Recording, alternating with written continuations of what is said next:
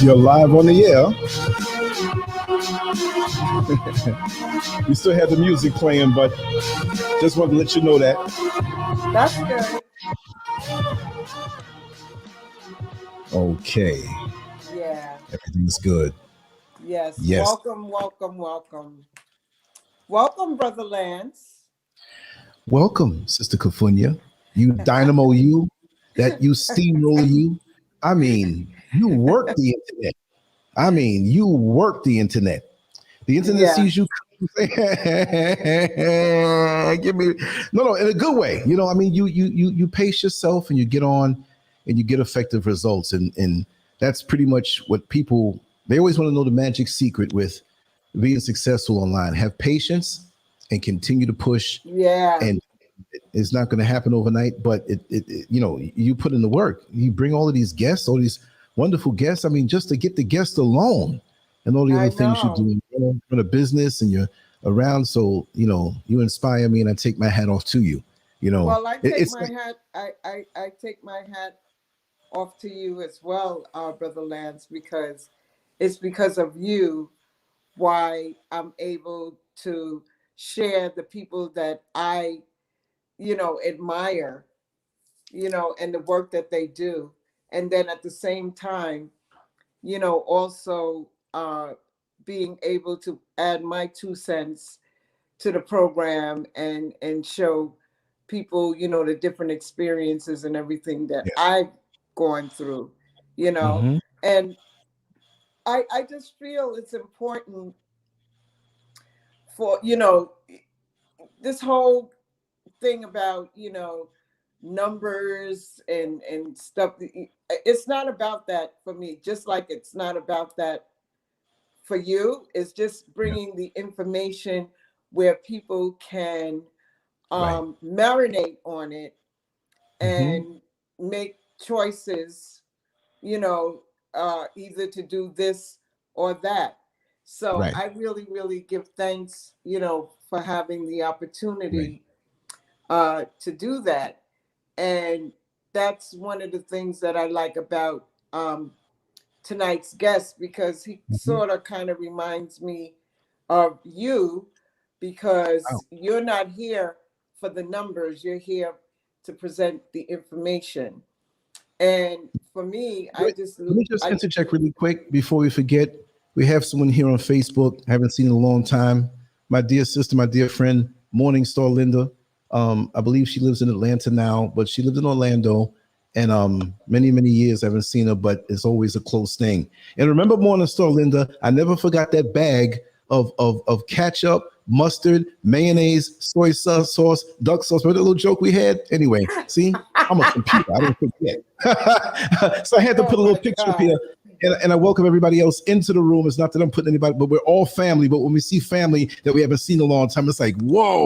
We just want to acknowledge them. That's right. That's right. And I got to give you a call or something soon. If you can try to give me a number, and I'll give you a call. But anyway, I'm sorry to interject like that, but I just had to. No, And there's the Lance, picture up there. this is our program. Yes. This is our program. Yes. And Yes. if you've been on here way before me, and people, it's family. And when, like you said, when they come in, you want to acknowledge them. So I acknowledge family Yes. as well, Yes. because they could have been somewhere else, but they decided to That's hang out true. with us, That's true. That's you true. know. That's true. And I like to say greetings to our chat room moderator, Empress Ella G. Thank you for being here. Your works are valuable to this whole machine right here. You keep Mm-hmm. everything in check. You do the checks and Indeed. balances and everything. So I just give thanks for you being here as well. Mm-hmm. So Take it away, my sister. Just like Johnny Carson back in the day and all of these talk shows, they have their monologues, and we look forward to that. And I know you have a lot to say, and I'm not going to even interrupt you. What I do is I kind of give a solo kind of thing, because you need that time to set the pace and come out. You set the pace of the show. Remember, this might be a platform that has my name on it, but I'm a servant for the people. I'm there when they need me. Morningstar Linda could attest to that from many years ago, and I never stopped and I never missed a day.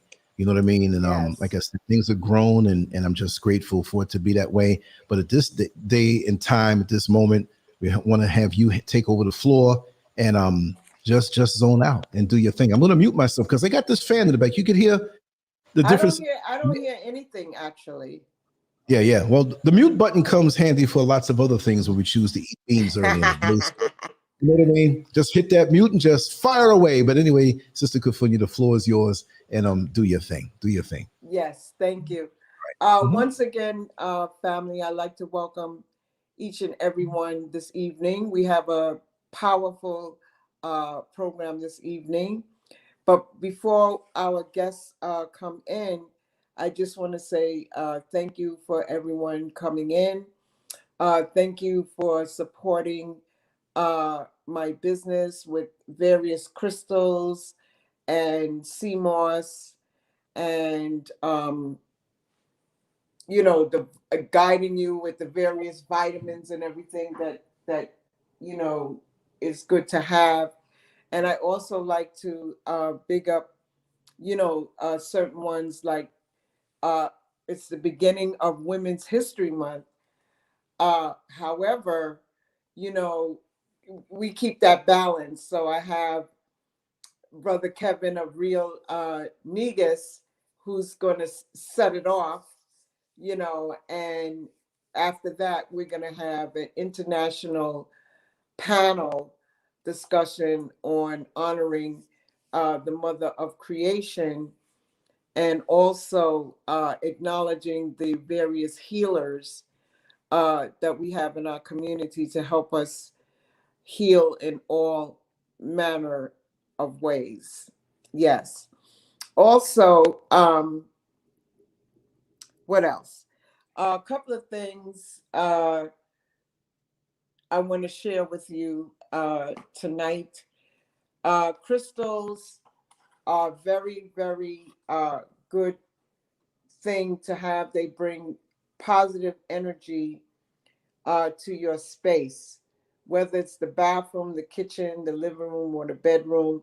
This kit here will show you what each crystal looks like, and this way you can look up the meaning and do your own research. So I have about 3 of these left, and if you're interested in purchasing, all of my information is in the chat room, courtesy of Ella G.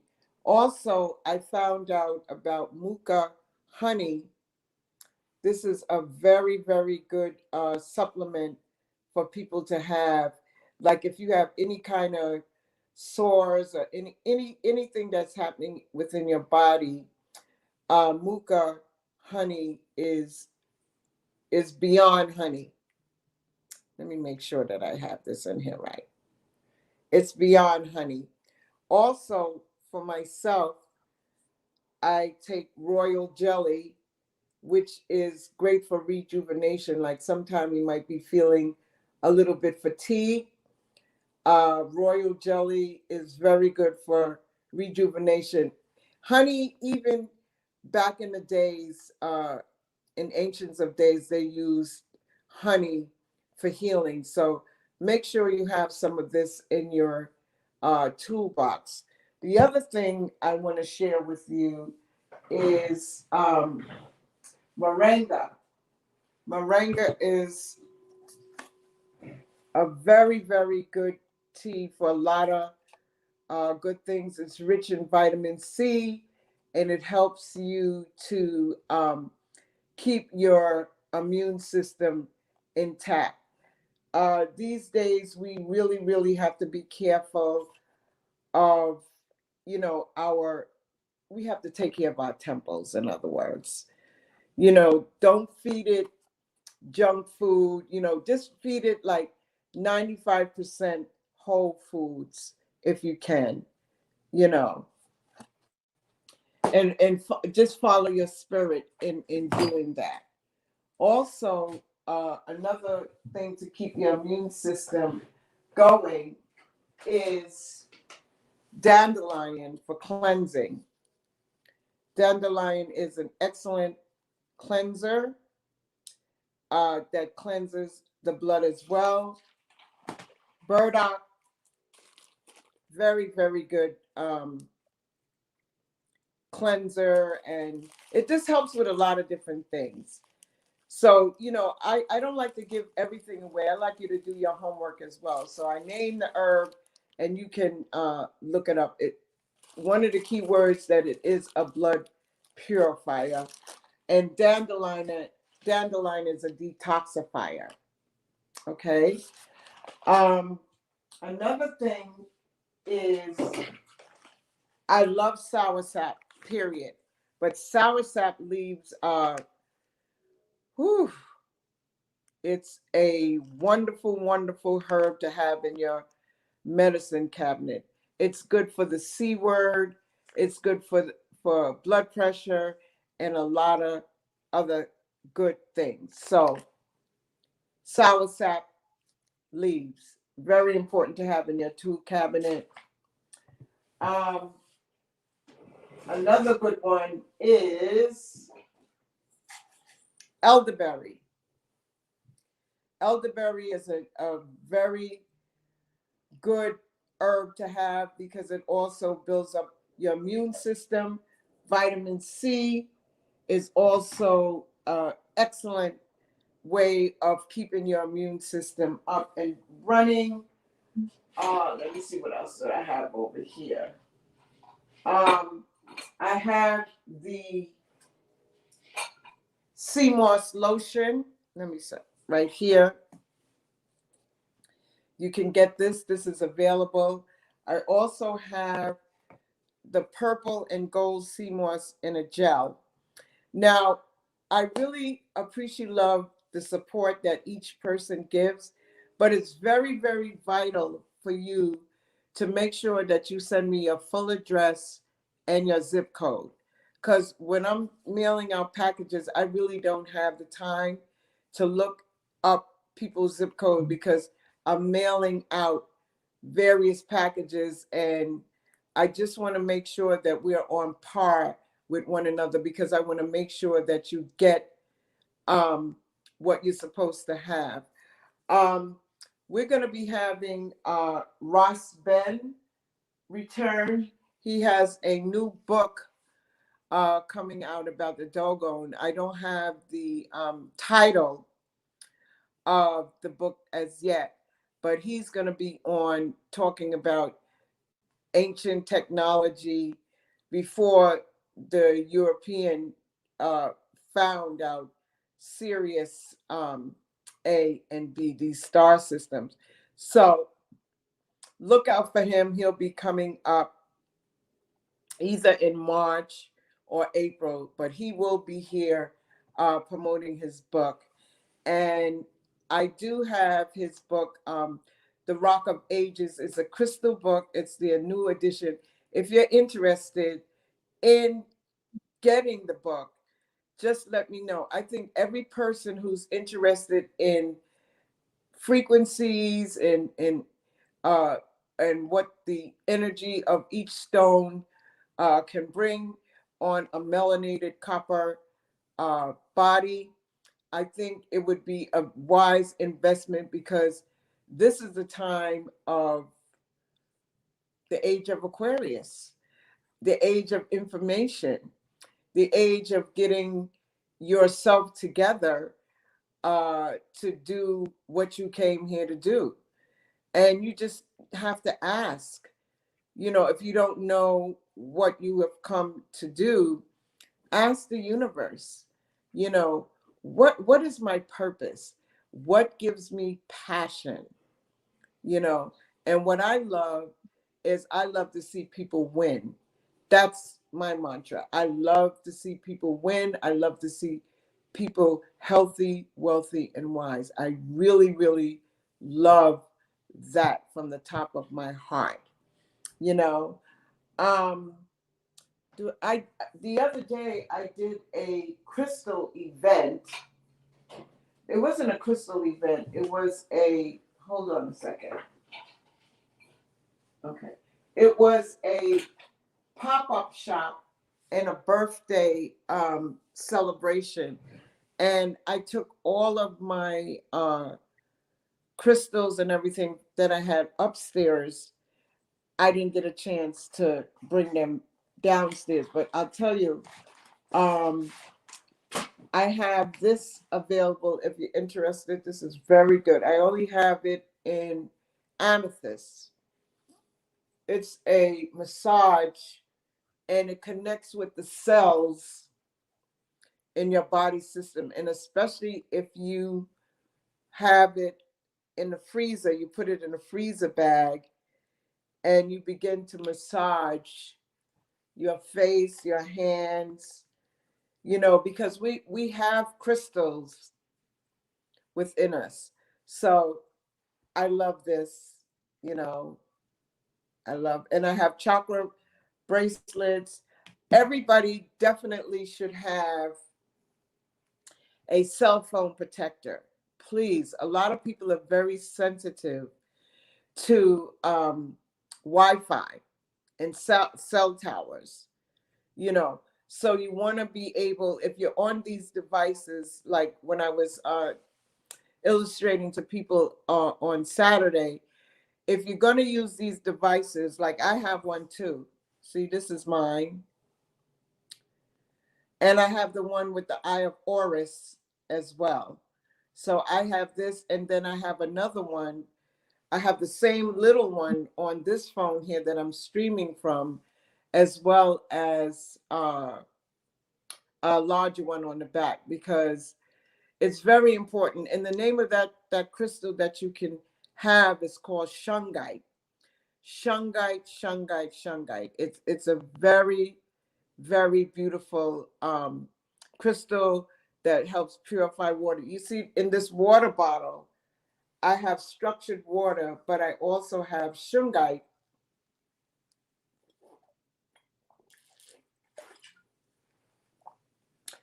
Oh, the water is so delicious. Oh my goodness.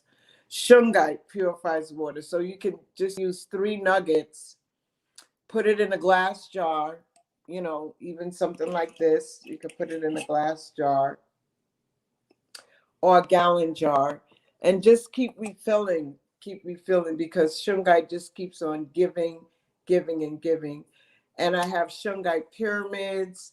I have organite pyramids as well. Big up to Audrey. I love my pyramid. Hold on a minute. Lance.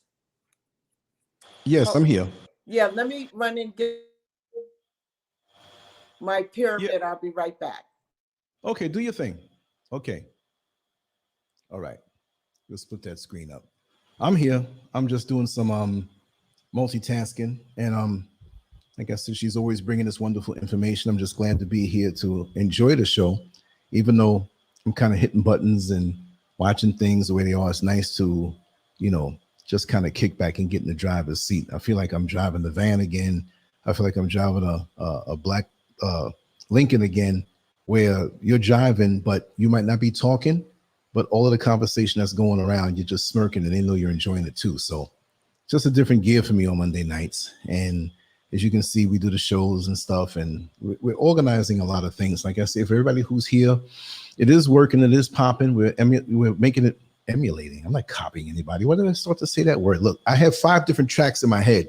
So it's like 4 other conversations and thoughts going on, right? So everything's running smooth, and it's just better for all of us. And I just want everybody to come on in and utilize it. And again, Morning Star Linda, much love to you. But I want to talk to people who have a story also, that if you feel like, well, I'm a regular person, I don't have anything to say.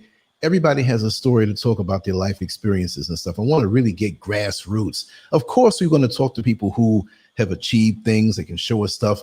But I also want to extend the invitation to those individuals who are just feel like they're regular and blue collar, because none of us to endure in this world and to have survived the onslaught of these different stresses in this world as it is, none of us are regular. None of us are just mere nondescript, mediocre people. We're all great people. We all have the seeds of greatness inside of us. And I want to share that. So this platform is not just whatever, it's for everybody, right?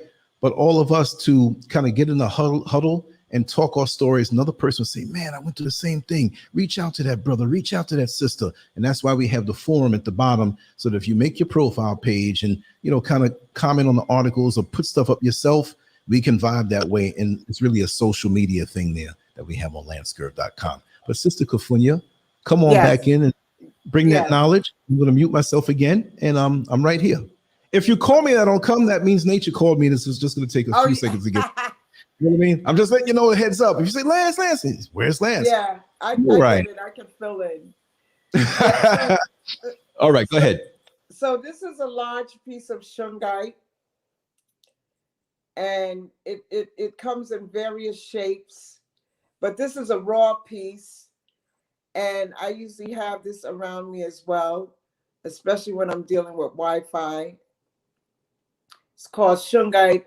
It does so many beautiful things. It deals with water purification. It helps balance out your body system, the subtle bodies, because sometimes you might be feeling away and you don't know why you're feeling away when you're around certain electricity and Wi-Fi. So just make sure you have a shungite pyramid. I have them. They're packed away, but you can order. Also, these are some of Ross Ben's works. This is my friend, Ankh. And this is malachite, amazonite, and a quartz high-grade crystal. So, it's frequencies. Everything is frequency. Everything is energy. And so it's wrapped in copper. So you can go to rossben.com to get, these different technology tools. And I want to show you this. Hold on a second.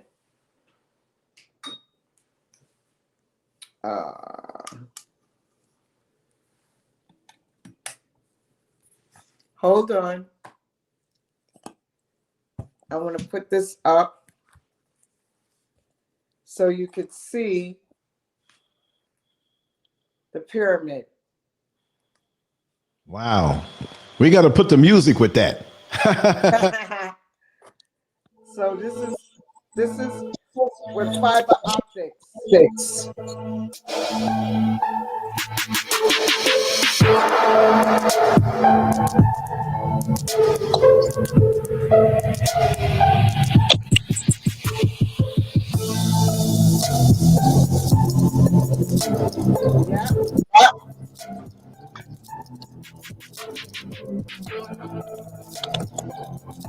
This is from Sister Audra. Yep.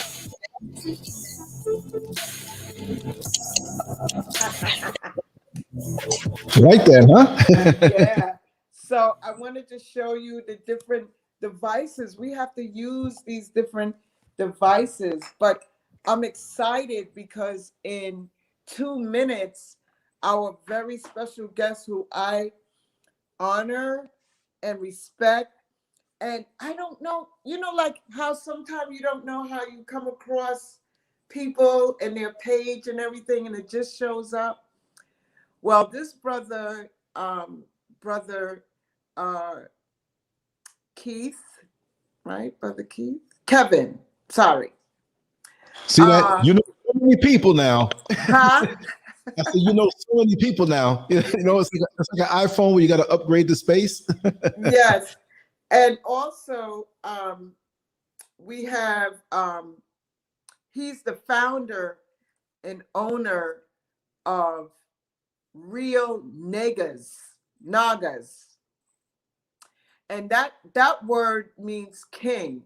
That's a high frequency word versus the other low frequency. So when I hear people say the other word, I say, no, it's either Negas or Nagas, And this brother has so much information to share. I mean, I caught on to him when he was talking about the Saturn conjunction, Saturn and Jupiter conjunction, and how it is important for our people to know about how to tap into that. He also talks about different frequency tools that he uses. He talks about how to protect yourself in this United States. Well, I was going to say something else, but United States of America.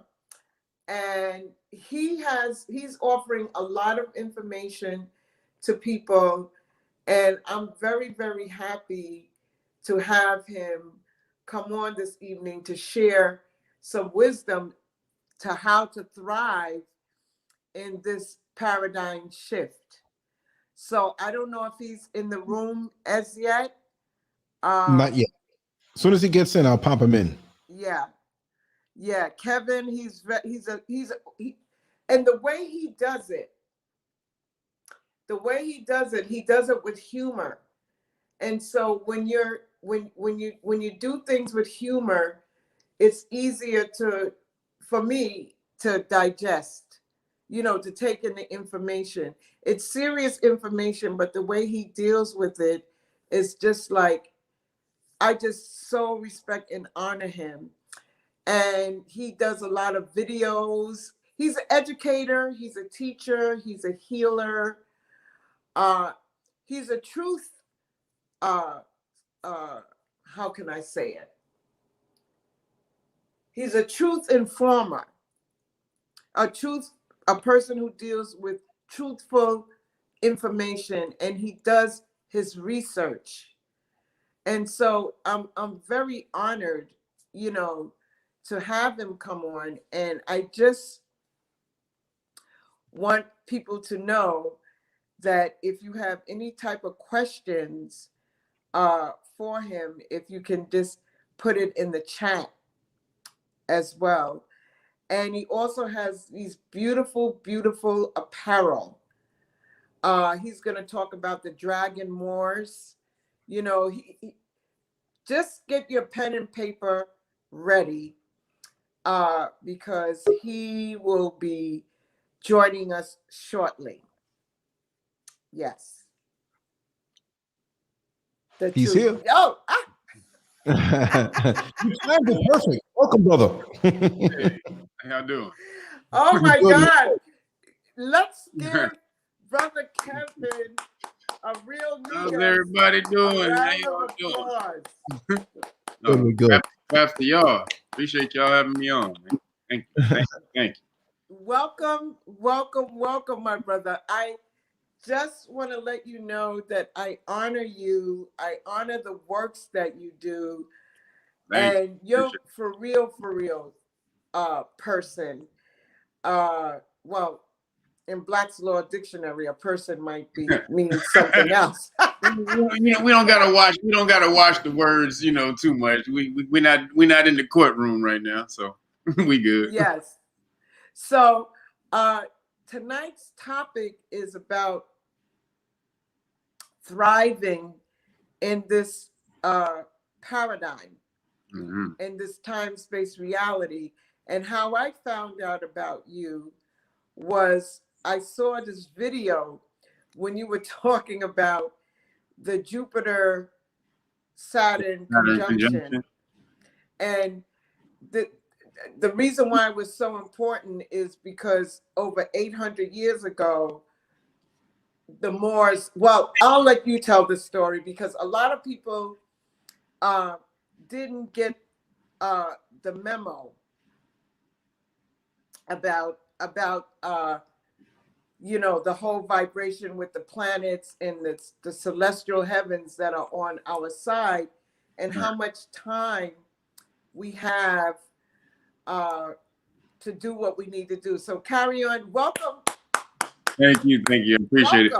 I got to turn this thing off really quick. I'm sorry. All right, there we go. The fan was a little too loud. All right, there we go. Yeah. So, man, thank you again. Thank you for having me on. I appreciate it.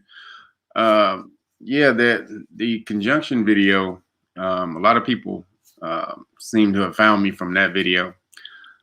Now I think it kind of got helped because the information was kind of trickling through. People started to hear like stuff about superpowers, which was kind of funny. Melanated people. We thought we were gonna get some superpowers on the 21st, which we did, but there you have to understand what those are.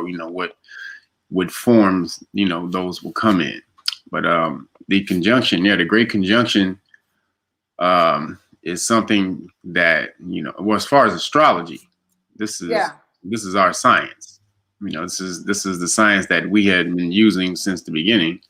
We were in alignment with the universe, in harmony with with the universe and the galaxy, and this is why things work out. You're supposed to be in harmony with nature and things that are, and if you're not, this is when you'll start smashing into shit and bumping into things all the time until you get in harmony with what is. So they understood that sign. It took them a while. It took the the ruling elite, with the so-called elite. It took them a minute to understand what our science was, but then when they got it, they were able to corrupt it and get us off of it. And then while they jumped on it, they were like, "Oh, this is what they're using. let's get on that shit. We're gonna give them this stuff, and then we're gonna be on that, and we're gonna be all good." And that's what happened. And so they're using our stuff and calling it mysticism and spookism and and all the rest of the other isms. And they're behind in the ritual rooms doing and they pray and they're and they got their astrology charts and all their robes on and all that stuff, trying to generate energy. When melanated people, we just gotta be on the same frequency. That's it. And once we're on the same frequency, we start vibrating. Then sky's the limit for us. But like I said, they understood that, and to get us out of harmony with nature, we get out of harmony with ourselves, because as the book says, as above, so below. So and they understood that's how we get them. So the Great Conjunction is something that happens every 20 years.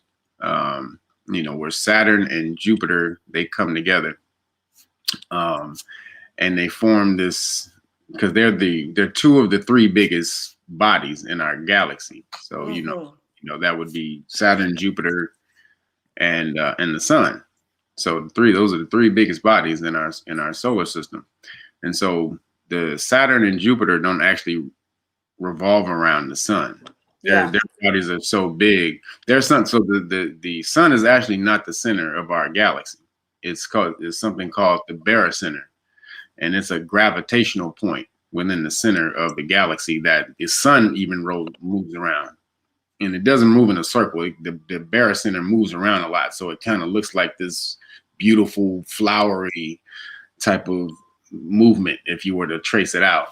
But when Saturn and Jupiter come together, their gravitational pull is so huge. The bodies, when they come together, they can pull the sun off a little bit off of its wobble. That's how big it is. So these energies, these gigantic energies, if they're able to affect the sun, then obviously they have some type of effect on all the rest of the smaller bodies. Yes. You know, when within the galaxy, which, you know, mainly which we know to have life like ours would be. So you know, we were using this type of science, and then we would use it for different types of things. When these two bodies come together, being Jupiter and Saturn being the planet of karma, growth by work, hard work, incremental growth as well. But you know, it's the, you know, that's what it was called, the Great Father. You know, it's the Reaper. That's why in ancient times, what you see as the Grim Reaper, that was Saturn. That was the representation of Saturn, because Saturn, you basically reap what you sow. So right. You know, if you whatever you get, when most people in astrology think Saturn is the planet is a bad planet. And that's because when Saturn comes around, Saturn is the planet of karma. But because so many people aren't, you know, walking the path, you know, you're creating constant bad karma out there. Right. Karma just means cause and effect. That's it. It doesn't mean anything good or bad. It's whatever you do.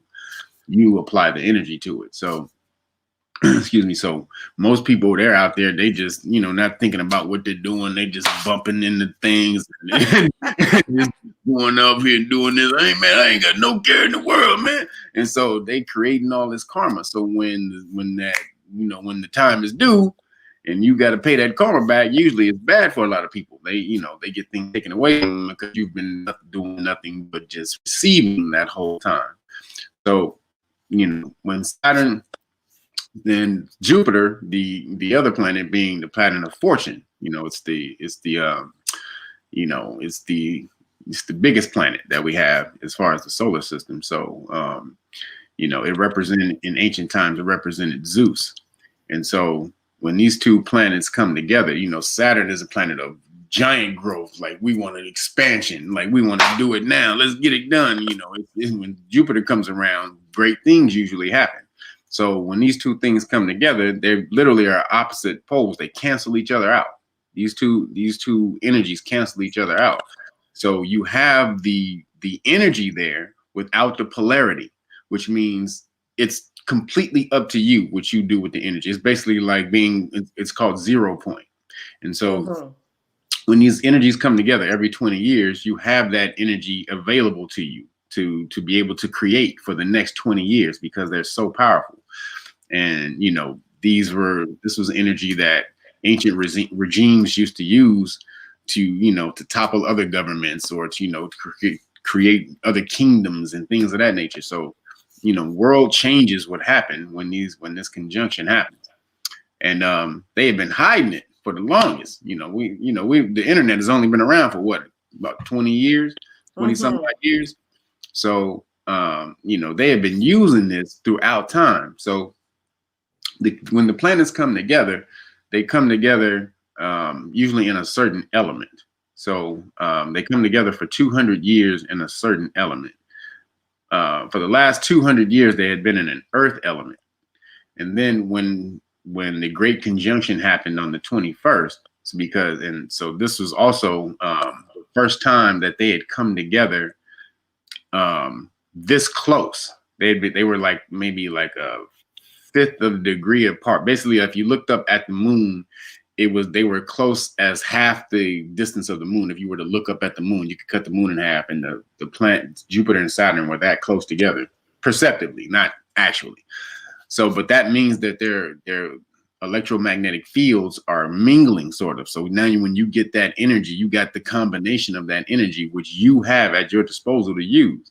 they had been using this every 20 years. Like every 20 years, some major stuff happens. I mean, we don't know why this stuff happens, but they this is how they move society on the low. We just think, oh, John F. Kennedy was killed and Martin Luther King and everybody was killed. And, then this happened, at this time. And it's all engineered. Every time this happens, every great conjunction, usually we find a way that we're usually about to rise up out of it. So like in the 60s, it was the civil rights movement. We were getting ready to do that. They were like, oh no, what we got to do? Let's kill Martin Luther King. Let's kill Malcolm X. Right. They took out our movement. Yeah, that was us coming out of it. We were getting ready to rise up again. They did it in the 20s. They did it in the 20s and with Black Wall Street. Black Wall Street, there in 1921, there was a conjunction. And that was when they dropped the bomb on Black Wall Street. See, we always are using these energies we're in harmony whether we even understand it or not. But they know that. So what they have to constantly do is keep doing things to pull us back away from that. So we don't gain our full power. So they dropped the bomb on us in 21.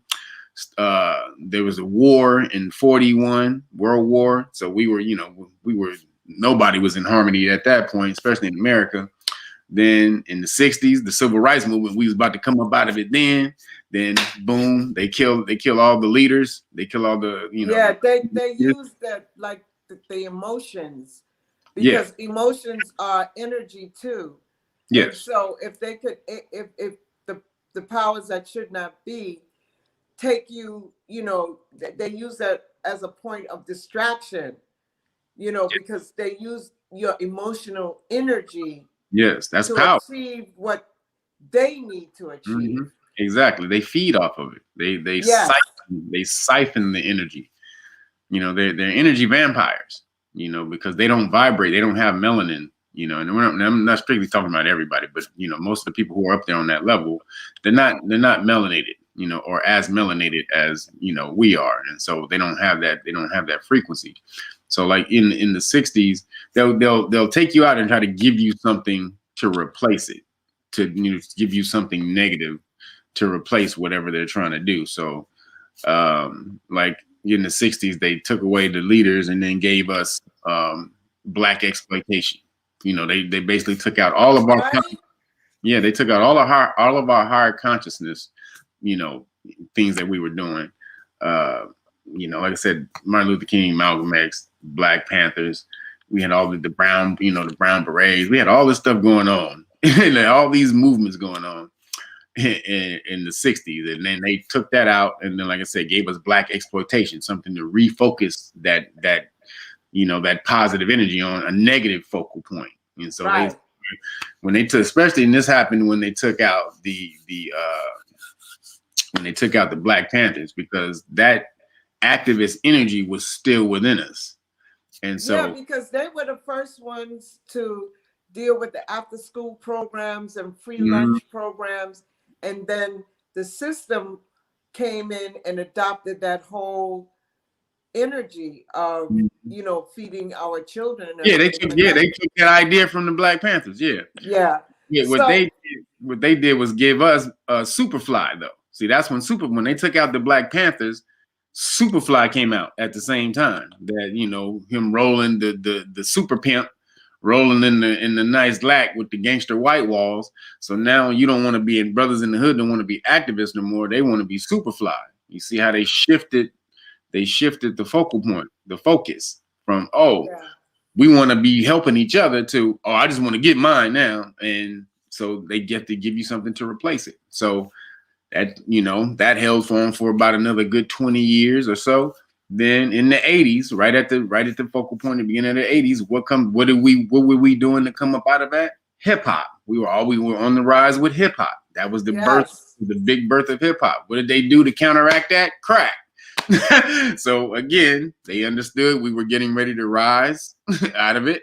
They said, no, here, take this crack and focus on that. That was the balance. See, that's what they think. That's what they believe is the balance, where they try to stop the rising of the phoenix, is what I call it.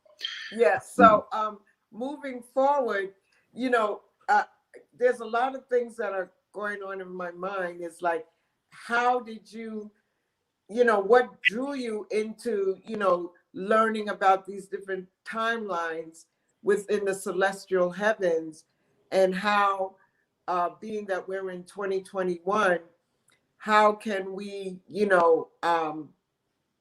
utilize the energy that you're speaking about, so they are not trying to circumvent our rights? Well, I firmly believe that they, I don't think so in this time around, Well, no, and so like I was saying, we moved how the planets move into a different energy, a different element, I should say, every 200 years. So being they were in an earth energy for 200 years, now we moved into an air energy. Earth is very stagnant, it's slow growth,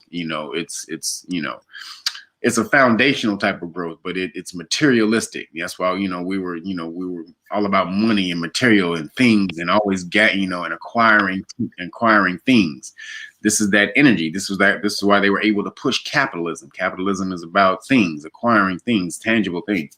Now we're in the mind age. Air is about mental, it's mental. It's a mental element, thinking, and so, philosophical. So now that we're in that, the energy, the energies of Saturn and Jupiter will be amplified within that. So now you're going to talk about spiritual consciousness coming, everybody waking up. This is what they don't know. What they did was they tried to shut down the world and try to separate us, hoping that would disconnect us. But how the universe balances stuff out, yeah, they did that. But we're on this technology now. We were actually able to connect. We were actually able to connect through the stuff that they actually wanted us to disconnect with. So we not only were we able to connect with that, we were able to research and study. And now so much information has come out within this downtime, because brothers don't have anything to do but sit down and learn information. So much stuff is coming out. And now, when the world gets ready to go back again, we're learning, we're elevating. This is a downtime when the world is not moving. And you should be doing this. Everybody who's listening to me, you should be learning right now. This is your time to be able to elevate yourself into a higher space, where the world gets ready to move. You will be at the same place when the world gets ready to move. You will not be left behind, because everybody stopped right now. So you can elevate yourself without being left behind. And when the world starts to move, everybody's on the same plane. But this is why they're trying to distract you with COVID and all the rest of this bull crap, because they don't want you. They understand you can learn through this. They understand you can elevate your consciousness through this, but they don't want you to do that. So sit back, watch LeBron, do nothing. Watch us engineer this bull crap Super Bowl with this old dude beat this old Caucasian dude beat this young black dude. This 40-something-year-old Caucasian dude goes in there and smashes on this young black kid in his prime. Come on, this is all distraction. So this is our time to be able to use this energy. These energies come together for about a year to 2 years every time they come together, and depending on what you do, you create your next 20 years. Of what you want to happen for that next 20 years. They're doing it. They're up. They got their rituals going. They sacrificing goats and kids and whoever the hell else they got to sacrifice to pull that energy. You don't have to do that. You got melanin. You got this. You got this popping, and they understand that. This is why they have to do so many more things, because they don't have that. Even like we're talking about in the civil rights movement, in the melanin, the Great Book of Melanin Research, which is a book of research that they've been doing on us for about the last 100 years. At the Berlin, they do a conference, I think, in Europe. every three. No, it's all over the place. Sometimes it was in California not too long ago. So they move it around just so no one gets used to where it is and can find it. But it's the last 114 years of research that they've been doing on melanin, and they said that the reason for the civil rights movement was because your melanin was turned on. That's a quote from the book. So if they're looking at that, they're scientists and they're seeing that in the 60s, and then they see this great conjunction jumping off in this, they like, wait a minute. they looking at us on a scientific level. Hold up, wait a minute. These two planets come together, and that's all this power, and then they're vibrating like this. Oh, come on. That's one of the main reasons we were vibrating like that, was because of the great conjunction. We don't understand this. We just know that there's a great powerful energy that's out there, and we like, oh well, what we just, it's all within us, but we have no guidance on where, on how to use it, and how to take advantage of it. So they do. So they don't, because they don't want us to do that, they flood us with distraction. Boom, boom, boom. You take that tragedy, all this and that. So that's all you focus on. Yeah. You can't focus on anything positive, anything positive, anything great happening. Yeah, it's true. true. That's your whatever you focus and you think on with this energy, it will manifest. You're right, because they have, people focusing on the past, and when you're trying to focus on your future, or when you're all stressed out and everything like that, you can't do anything creative. You can't see the infinite possibilities in the quantum field. You can't do that, because you got your serotonin, not the serotonin, you got the cortisone happening. You got the stress hormones. It's not a time to create, because you're in that state of, oh my God, dread. You know what I mean? You can't do it.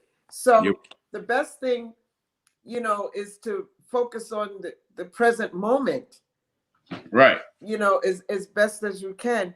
But I wanted to go back to the question of Brother Kevin, what made you get into all of the astrology aspect of it?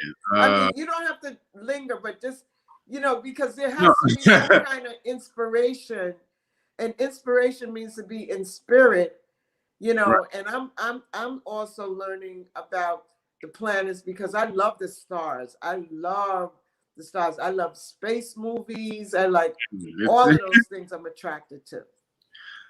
Well, the astrology thing for me was a crazy journey.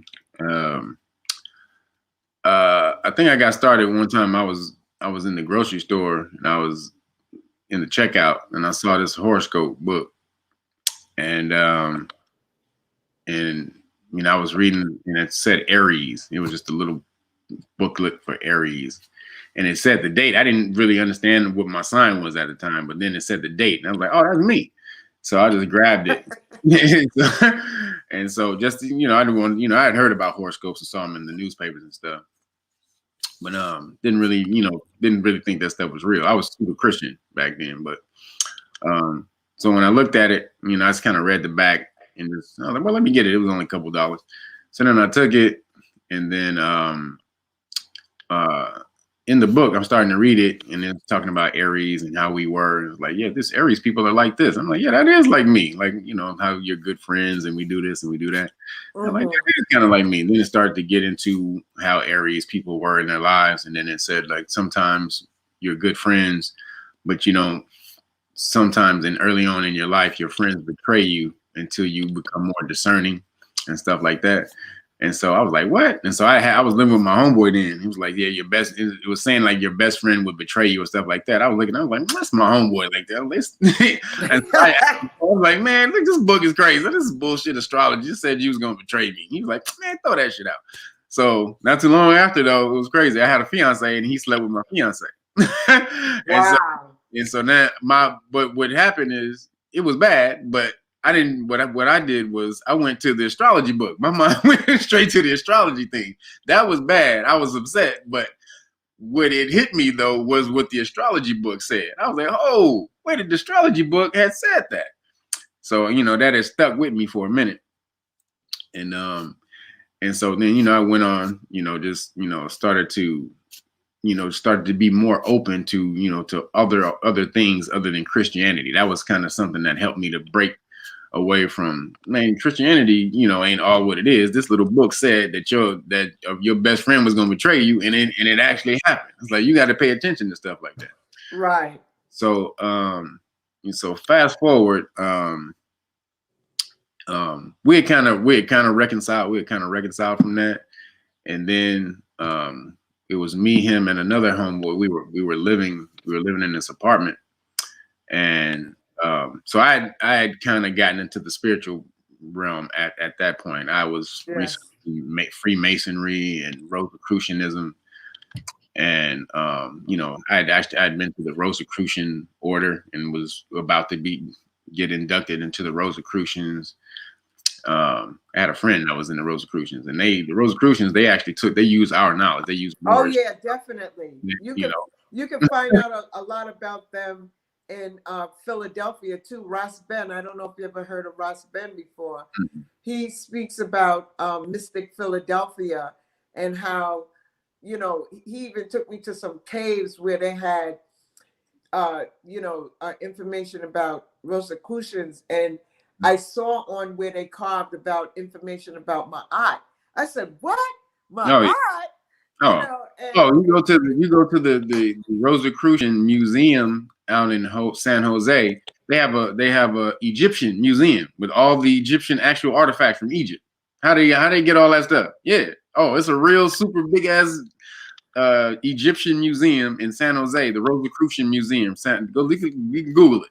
They got all the ancient Egyptian artifacts right there in that museum. So they know they have all of our history. Wow. And, Kevin, keep on talking. I just have to step outside for a second, and you can continue. I'll be right back. Are you about to leave me? I have a nature call. Okay. I've been drinking a lot of water. That's what's up. Yeah. So continue. It'll be 2 minutes. Okay. So from that point, when I was living with my two roommates, my two homies, one night we were asleep. I had to go to work in the morning. I was working at Visa, and we had got a bang on the door. And so I was the only one working in the apartment at the time. And so, I had to get up early at 6 a.m. So we had a bang on the door like about 3 a.m. And somebody was screaming, "No, no, no." And so we woke up, we were like, "What the hell is that?" And so we opened the door, and it was a homeless guy with dreadlocks, and he was just screaming, "No, no, no." We were like, "What the?" We were like, "What the hell?" We were like, "Dude, you got to get away from here, man. What? We trying to sleep? We about to get up in the morning. We got to go to work." So one of my roommates, my homies, he turned him around and sent him down the hall. And then about maybe 10 minutes later, we heard another knock at the door. He was screaming, "No, no, no." We were like, "Dude." And so I got mad because I had to get up in the morning. Yeah. So I kind of got mad, and I was like, and so my homie was like, "Nah, man, you go back to sleep. You got to go to work. I'll handle it." So he got the guy, and he walked him back down the hall. Now the funny thing was, when he banging on our door at 3-something in the morning, we live in the very last apartment, and we're on the top floor at the very last apartment. It's like maybe 60-something apartments in there. And he literally, we're in the very last apartment on the top floor. He had to pass all of those apartments to get to our apartment to bang on our door. And so when he's banging on our door, like I said, my homie took him down. He was like, man, he walked him down the hall. And so I go back to sleep. Well, I try to go back to sleep. And then he was taking so long, then my other roommate was kind of worried. So he's like, "Man, I'm about to go see what's up with Bo." And so they go down. So he goes out, and then he's out for a long time. And I'm like, now I can't go back to sleep because I'm worried about both of them. I'm thinking the homeless dude and it took both of the homies out. So when I get ready to go, I get ready to get up and go outside. They came back. One of them came back in the house. And they were like, he's like, I'm like, "What's wrong with y'all? Where y'all at, man?" He's like, "Oh, man, I just came back to get some papers." I was like, "Some papers?" I was like, "What, rolling papers?" He's like, "Yeah, dude's gonna smoke some weed." I'm like, "You about to smoke weed with this dude?" He's like, "Oh, no." He's like, "Man, he's cool, man. He's real cool." I'm like, "Dude, the dude just screaming no, banging on our door at 3 a.m. So he's like, "Man, don't worry." He's like, "He's real cool." So he gets some rolling papers. They go outside. And so, all right, I'm going back to sleep. Maybe about another 10 minutes, they come, my friends come back in the house. And when they came back in the house, they was like, Kev, you got to meet this guy. I'm like, wait a minute, you brought the dude back to the hotel, to the room? I'm like, what are y'all doing? It's like, no, man, you have to meet this guy, man. He's cool, man. He's on the same stuff you on. I'm like, dude, I got to go to work in the morning. He's like, dude, just meet him. So he comes up and he walks to the door and he goes, this is the dude who's screaming, no. And he goes, hi, how are you? I am Lewis. And he stuck out his hand to shake my hand. I am Lewis. And he sounded like God. Like basically he's dude had the voice of God. I'm like, that's the same guy that was screaming no. So he comes in the house and he sits down and starts to talk, and he starts telling us about his life. We started breaking down who he was. And so I'm kind of upset because I got to go to work in the morning. I'm still want the dude to get out of the house. We got this homeless guy. I'm like, man, can we get this dude out of the house so I can go to sleep? But when he started talking, it was crazy. He was talking. He had said that he was a homeless person because he had entered this spiritual order back in the day where he had just given up all his possessions, and he had traveled to Tibet. He had traveled to Tibet and spent some time out there with some monks. Mm-hmm. And so he would basically. So what he did was he came in, and this is before he told us this. He looked at me and he said, he's like, man, Kev, he's like, this dude, he crazy with the information and the astrology stuff, because I was just getting into it and I didn't really understand it. So he said. He's looked at me, and so none of us was really into astrology at all. None of us, none of the three roommates. But he looked at me. He said, "You're an Aries." And I was like, "How you know that?" And he said, and he looked at my homeboy. Says, "You're Leo and you're Virgo." And I was like, "What?" And so I'm like, "Dude, get out!" I said, "Man, the homies told y'all that." He's like, "Dude," I said, "I need to do it." And my homie looked at me. He's like, "Man, I didn't know I was a Virgo." He said, "I didn't know that." So. He started talking. He was like, "How'd you know that?" He's like, "Your facial features and stuff like that. It's in your facial features." That's when he started to tell us that he had traveled to Tibet. And I think this may be the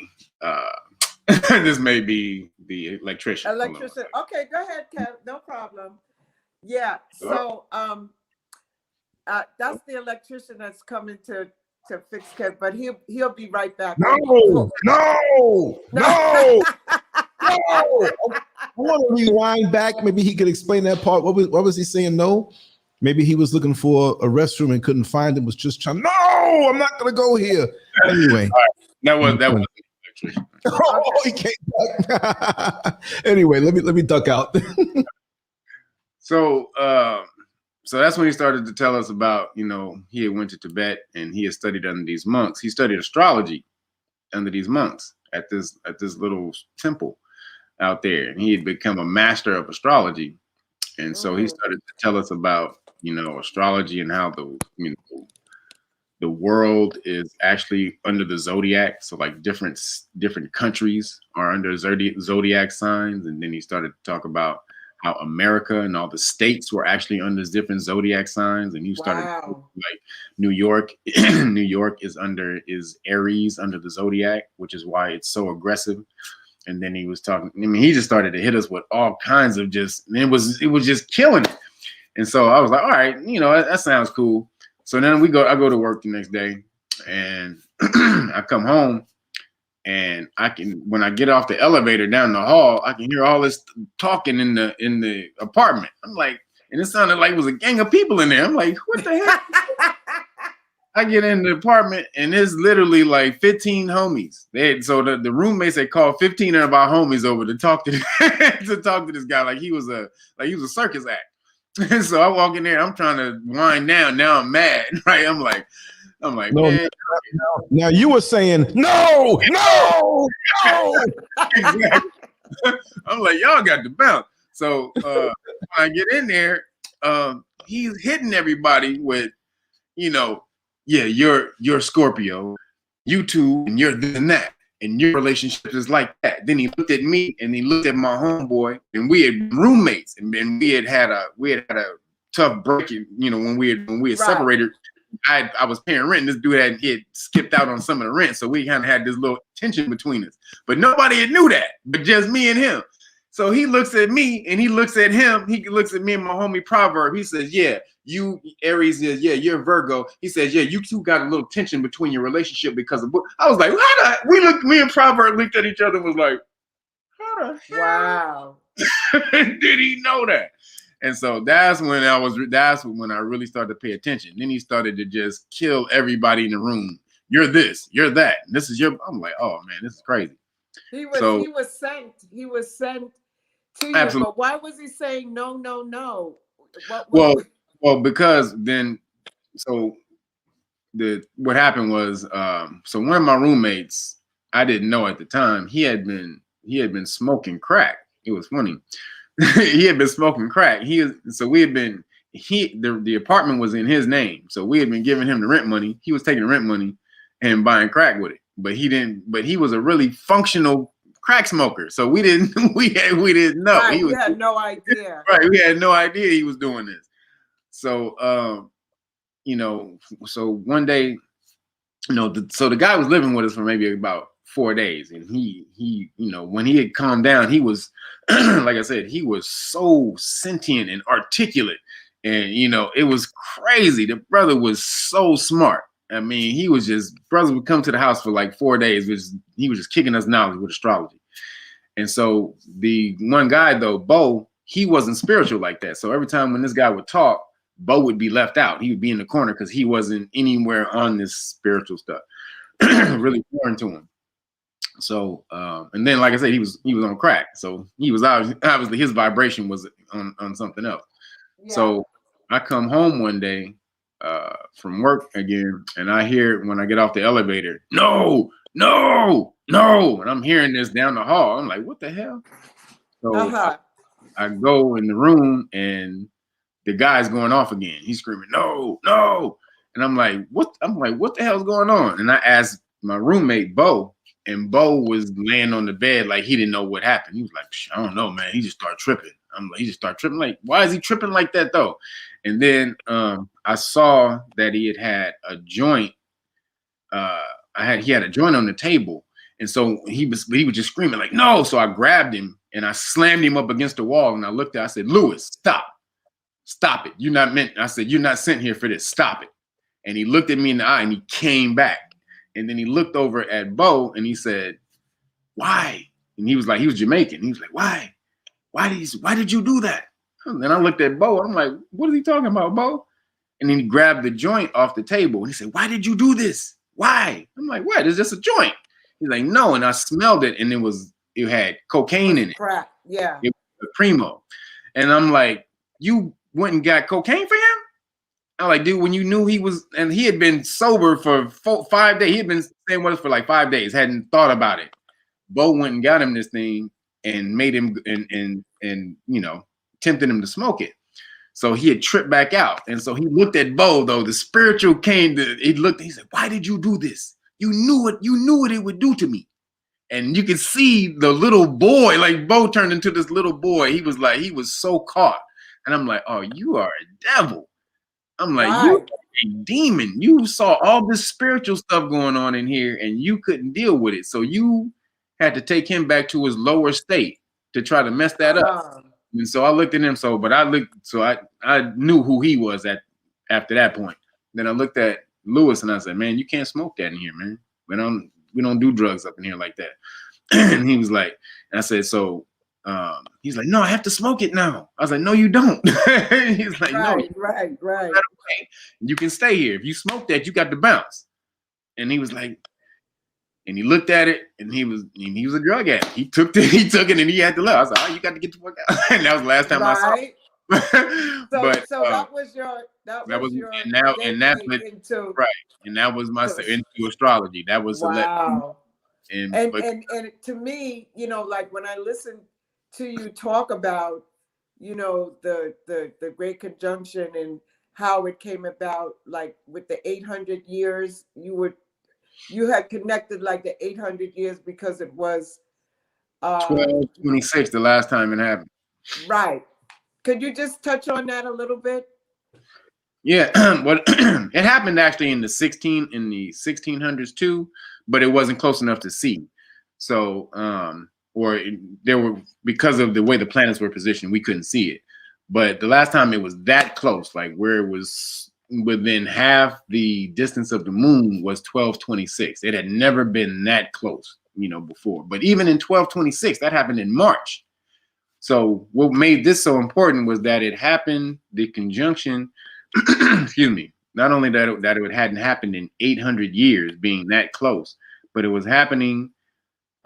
Saturn and Jupiter were moving into 0 degrees Aquarius, and while the sun, our sun at that time, was moving into 0 degrees Capricorn. So you was going to have the 3 biggest bodies of our solar system at 0, 0, 0. That literally means it's a reset. They understand. That's why they were calling this whole year the Great Reset. They knew what was going on. And so, at that point, when you have all those 3 big bodies, at 0, 0, 0, that means you can do anything from that point on. The energy is there. But whatever you want to do from that point on, there is no pole to it. It's literally right in the middle. It's at 0. So whichever direction you want to go from that point on, it's up to you. It's completely up to you. Meaning whatever energy you get out of life from this point on is going to be from the energy that you put out into the universe. They know that every 20 years that this happens. So they're like, we have to put out what we want to happen for us for the next 20 years. Right. And then we got to put out what we want to happen for them for the next 20 years. So they give us negative shit, and while they do the rituals and siphon our energy and all the rest of that stuff for the next 20 years. So brother Kevin, since we're talking about the Great Conjunction, this is some of the things that I want to touch on. I wrote down. There's a lot of things I want to touch on because I find your work is so intriguing and so important to the community. And this audience is very, very appreciative of, the different guests that I bring on, because I want to bring people on that can empower, other people. And like I said before, I love to see people win, and you're a teacher as well as a student too, and a business owner, etc. So now we're talking about the reset. Just touch on this whole Bitcoin blockchain technology that is going on, that if people don't get up on it, I think that's a part of the whole prosperity that has happened, simply because Jupiter and Saturn are together, and Jupiter is a planet of prosperity. So just touch on it a little bit, because I got a lot of different subjects that I want to touch on. Well, being that we moved into the Aquarian element, and then that's going to be for the next at least 20 years. But we're in the new air signs for 200 years. So that means, that means technology. Air sign is about mental growth, technology, and that's so that means like AI, artificial intelligence, computers and stuff like that. That's going to be more prominent within this new time. And so the birth of cryptocurrency was, to me, again, Bitcoin. No one knows what happened with Bitcoin. Excuse me, who created Bitcoin, which is kind of suspicious to me, but it works.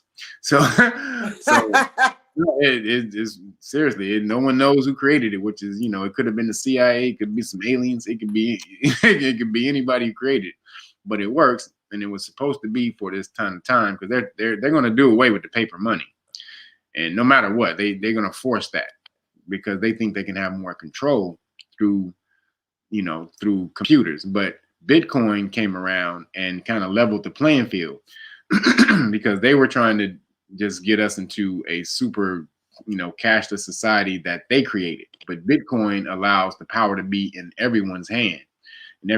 So you can't stop it. They were like, oh man, we're messed up behind it. That's why they crashed the system about a couple of years ago in 2000, or 3 years ago in 2017, when Bitcoin had went from like $1,000 in January 2017. It went to 19,000 by December of 2017. We was going crazy that year.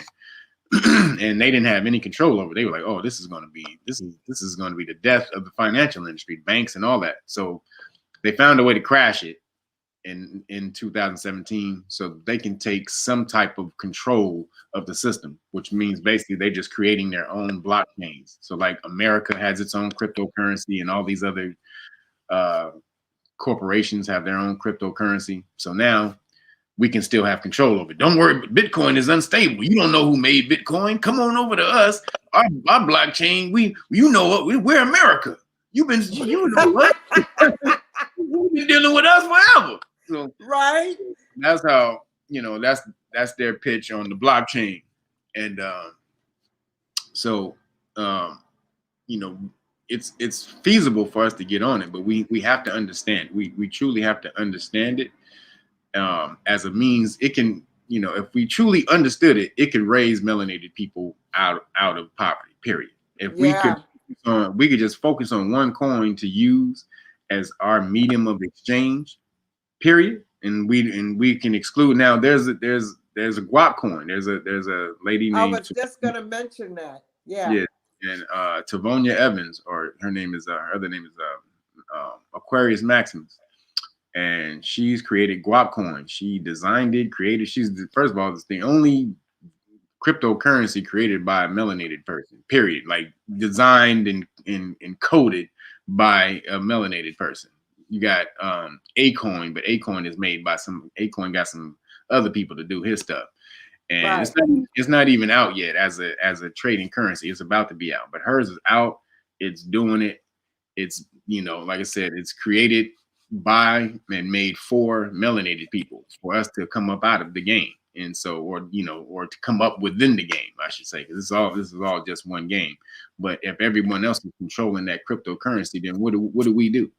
What happens if we decide to take the cryptocurrency down, or to destroy the blockchain, or change the blockchain in a way that's not conducive to us? Then we're fucked. We're left out. So she had this idea and she jumped on it. Like she's like this crypto genius. Like she knows all about the money industry as far as the currency. And she jumped on it. She did it, and it's in its embryo stages, which is why it needs to get out there, and the melanated people need to know about it. It had a pretty nice surge the last few weeks ago. People really started to, the word started to get out on it, and it rose a little bit. But also she's creating an exchange. So if you understand what that means, like, so in order to trade stocks or currency or coin, you have to be on some type of exchange. So these are run by Caucasian people. Her whole thing is, let's create our own exchange so we don't have to go to them to trade money. She's really out there. She had her vision is major, huge for what we need to do as melanated people, especially as far as the financial game, and moving into what the world is moving into, this cryptocurrency. Yeah, and can you just give the proper spelling of guap? Guap coin, GUAPCOIN, guap coin. GUAP. Okay, GUAP. Guap coin. Okay. Mm-hmm. And then there's, I don't know if you ever heard of this organization. Well, let me just tell you, where you want to get it is Probit. So you go to Probit, and you can buy it on that exchange. I think they just got on Coinbase not too long ago. So if you want to get either one, Probit is the best place to go for it. That was the first place that they were on. Can you spell Probit? PROBIT. Probit. PROPIT? B like bit. Oh, Probit. Okay. Yes. Probit. Yes. Okay, beautiful, brother. I just love what you do, and I'm just very, very thankful that you don't know me, but I just said I gotta have this brother on my show. I don't call it a show; I call it a program. That's I call it a program. I'm not into no show. It's a program, so people could start to reprogram their consciousness and get into the knowledge that they could. Knowledge is power, but if you don't utilize it, it's right. empty. I don't know.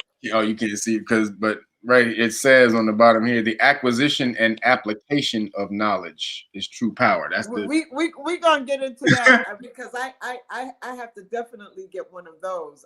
I love your apparel that you're doing, but I wanted to someone in the chat earlier referred to, I'm just gonna go back to come forward again, saying that Saturn means Satan, and they put a question mark. No, Satan comes from the word Saturn. Saturn was first. But it's all the same thing. It's all the same word. Saturn, Satan, it's all the same thing. Satan is only his adversary. So Satan is your adversary. All these things are what people would call Satan and the devil and all these type of things. All of these is just it's supposed to mirror you, or it's supposed to, like, so Satan meaning adversary. Challenges is how you sharpen your sword. And so when you can't grow through unless you have any challenges that that make you grow, to see where your weaknesses are, that you can overcome and grow through those and grow past those weaknesses. So Satan being your adversary, that's or your shadow. Right. It was meant, right. Which wolf are you gonna feed? Are you gonna feed the good one, or are you gonna feed your negative? Right. I get it. So like devil means slanderer. That's just someone who talks crap. Slanderer is someone who talks. So that's getting into etymology, right. in the spelling. We're gonna touch on that too. Okay, so blockchain, cryptocurrency, guap, Probit. I hope people in the chat are writing down this information. And if you don't get it this time, you can rewatch the video. Now, you were talking about this is a learning phase. Now, a lot of people, I listened to you when you were talking about Clubhouse and how these billionaires and these multi-millionaires are giving information out for free. They're killing the game right now. They're on there right now. Seriously, they're probably on there right now. Let me see if I'll log in and see if you can hear a conversation. Cats are on here majorly. So like, see, they're talking about credit right now. And 31 people in the chat room. Please make your donations and please support this program, and please support Brother Kevin from Real Nagas, because he has Real Nagas. Oh, Nagas. Yes. Okay, so Nagas in Ethiopia means king. Yes, or sovereign. And Nagas mean God. Oh, Nagas. Okay. Yeah. Real Nagas means real gods. Yes. So let me see if you can hear this really quick. Get girls and boys into different programs in order to get them D1 scholarships to get the aid of athletic scholarships, so that they don't have to be able to their parents to prepare funding for athletics. So that was that room was called Power Economics. So they teach economics within that room for melanated people, how to come up, how to create businesses, how to do stuff like that. So then there's a cryptocurrency. There's a cryptocurrency room, all black cryptocurrency.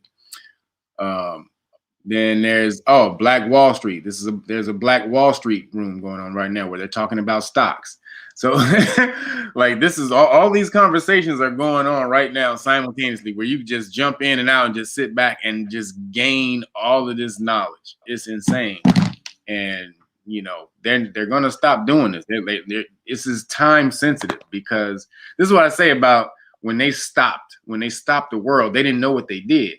They also stopped all the millionaires from doing anything. The millionaires got idle time too. So what are they gonna do? They just gonna teach what they know for free. So until the world starts moving again. So that's why it's so important for people to try to get on there before June or July, because that's when they're gonna try to start the world back up again. And these millionaires is like, yo, when the money start rolling, when the world start moving back again and the money start moving again, I'm out of here. They're not gonna have time to sit on here for 4 hours and give you all this free knowledge. They're gonna be making money. Yes. They're gonna be making their dollars again. So, it's important if you can try to find you a iPhone or iPad or whatever. What's the other one? What's the iPad? But no, what's that other thing? It's the phone without the phone. What was that thing used to be called? I don't even know. iPod. Oh, iPod. Yeah, it was an iPod. So you can, if they still have that, I don't know if they still have it, but you need to get on something Apple so that you can get this app, because that's where they have. That's the only place you can hear it right now. In June and July, they're gonna open it up to Android, but at that point, all the millionaires and people would be, I'm sure they'll still be on there every now and then. You'll probably be able to catch them late night and stuff like that. But most of the time, when they're dropping this knowledge in the day, they're gonna be making money. Right. So, brother Kevin, are you on Clubhouse? Do you have a Clubhouse room? You just start room. No, it's not a specific room that you have. Anyone can just start talking in room and then just call people into the room and just have a conversation. That's what's good about it. Then once the room is over, the app deletes all. It doesn't record any of the. Yeah, I noticed that. Yes. I wanted to talk about. There's so many things I wrote down. I want to talk to you about the use of energy, since we're in that vein of energy. I had watched one of your Zoom programs where you were talking about different tuning forks. Oh yeah, they're my babies. Yeah. Keep them close. So you want to just talk about how you came across using the tuning forks and what do you specifically use the tuning forks for? It was funny. I came across the tuning fork. I don't know actually how I came across. Somebody left one in my house one day. I used to do these building sessions back when I was first into this knowledge, and so I used to have a lot of cats at my house because I had this library, so people would want to come to my house and read all the time. Beautiful. So they would just come and I'd have people in the house. They'd be in the corner reading or or in the kitchen reading or somewhere. And then so one day I had just looked up and somebody left this own tuning fork at my house. And I was like, and so then I started to do the research on it. And then I had found that the homie who had left it over there, then he started to talk about it. And he was like, yeah, man, I used it because some doctors use this to, if they put this on your knee, you ever see it and they put that on your knee, right? Reflexes are good. So that's usually what it was used for, to make sure that the electrical signals are traveling through your nerves pretty well. So, right. So, but it's much more than that, since, being that everything in existence is frequency and vibration. So, whatever you're looking at has a definite tone, frequency, or vibration. So if you can understand the science of that, you can tap into pretty much everything if you can find its frequency, its resonant frequency and vibration. So that's how I got into that. So just from the one, learning that ohm is the universal tone. It's the bass tone that Mm-hmm.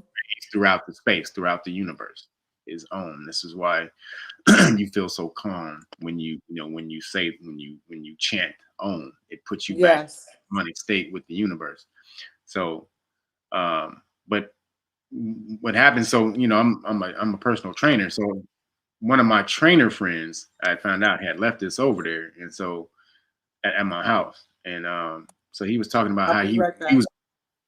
he was talking about how he would use it to help his clients, when they had ailments. So when we're training people, we can push people kind of far because y'all, we push people past the point where you think you can go.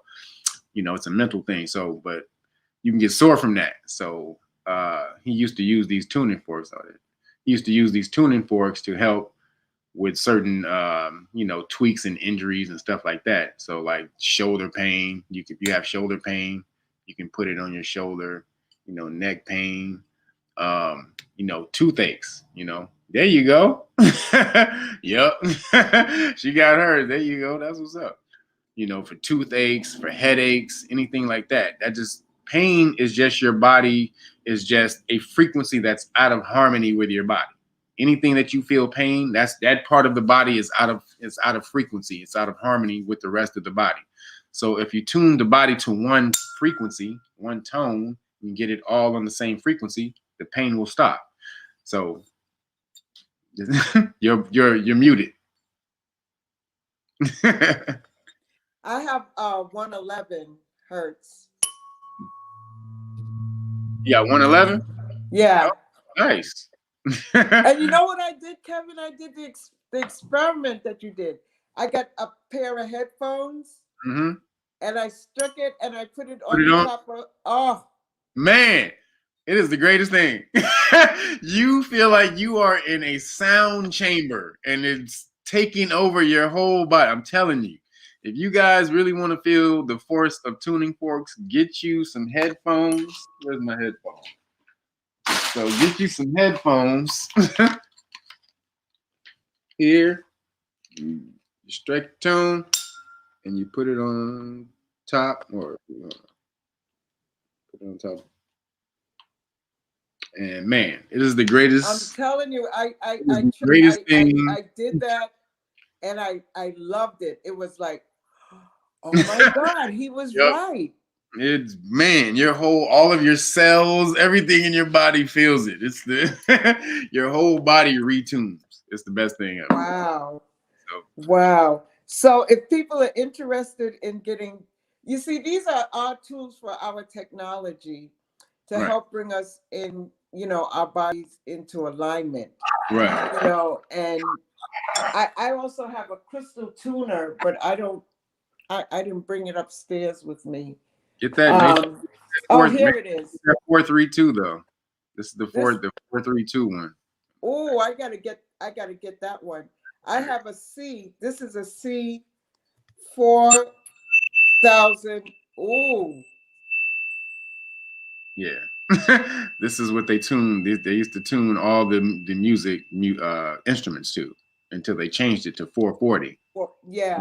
This is what you should be listening to. And so. Nice. So you strike it against the crystal. Mm-hmm. Nice. What is that? What is that one?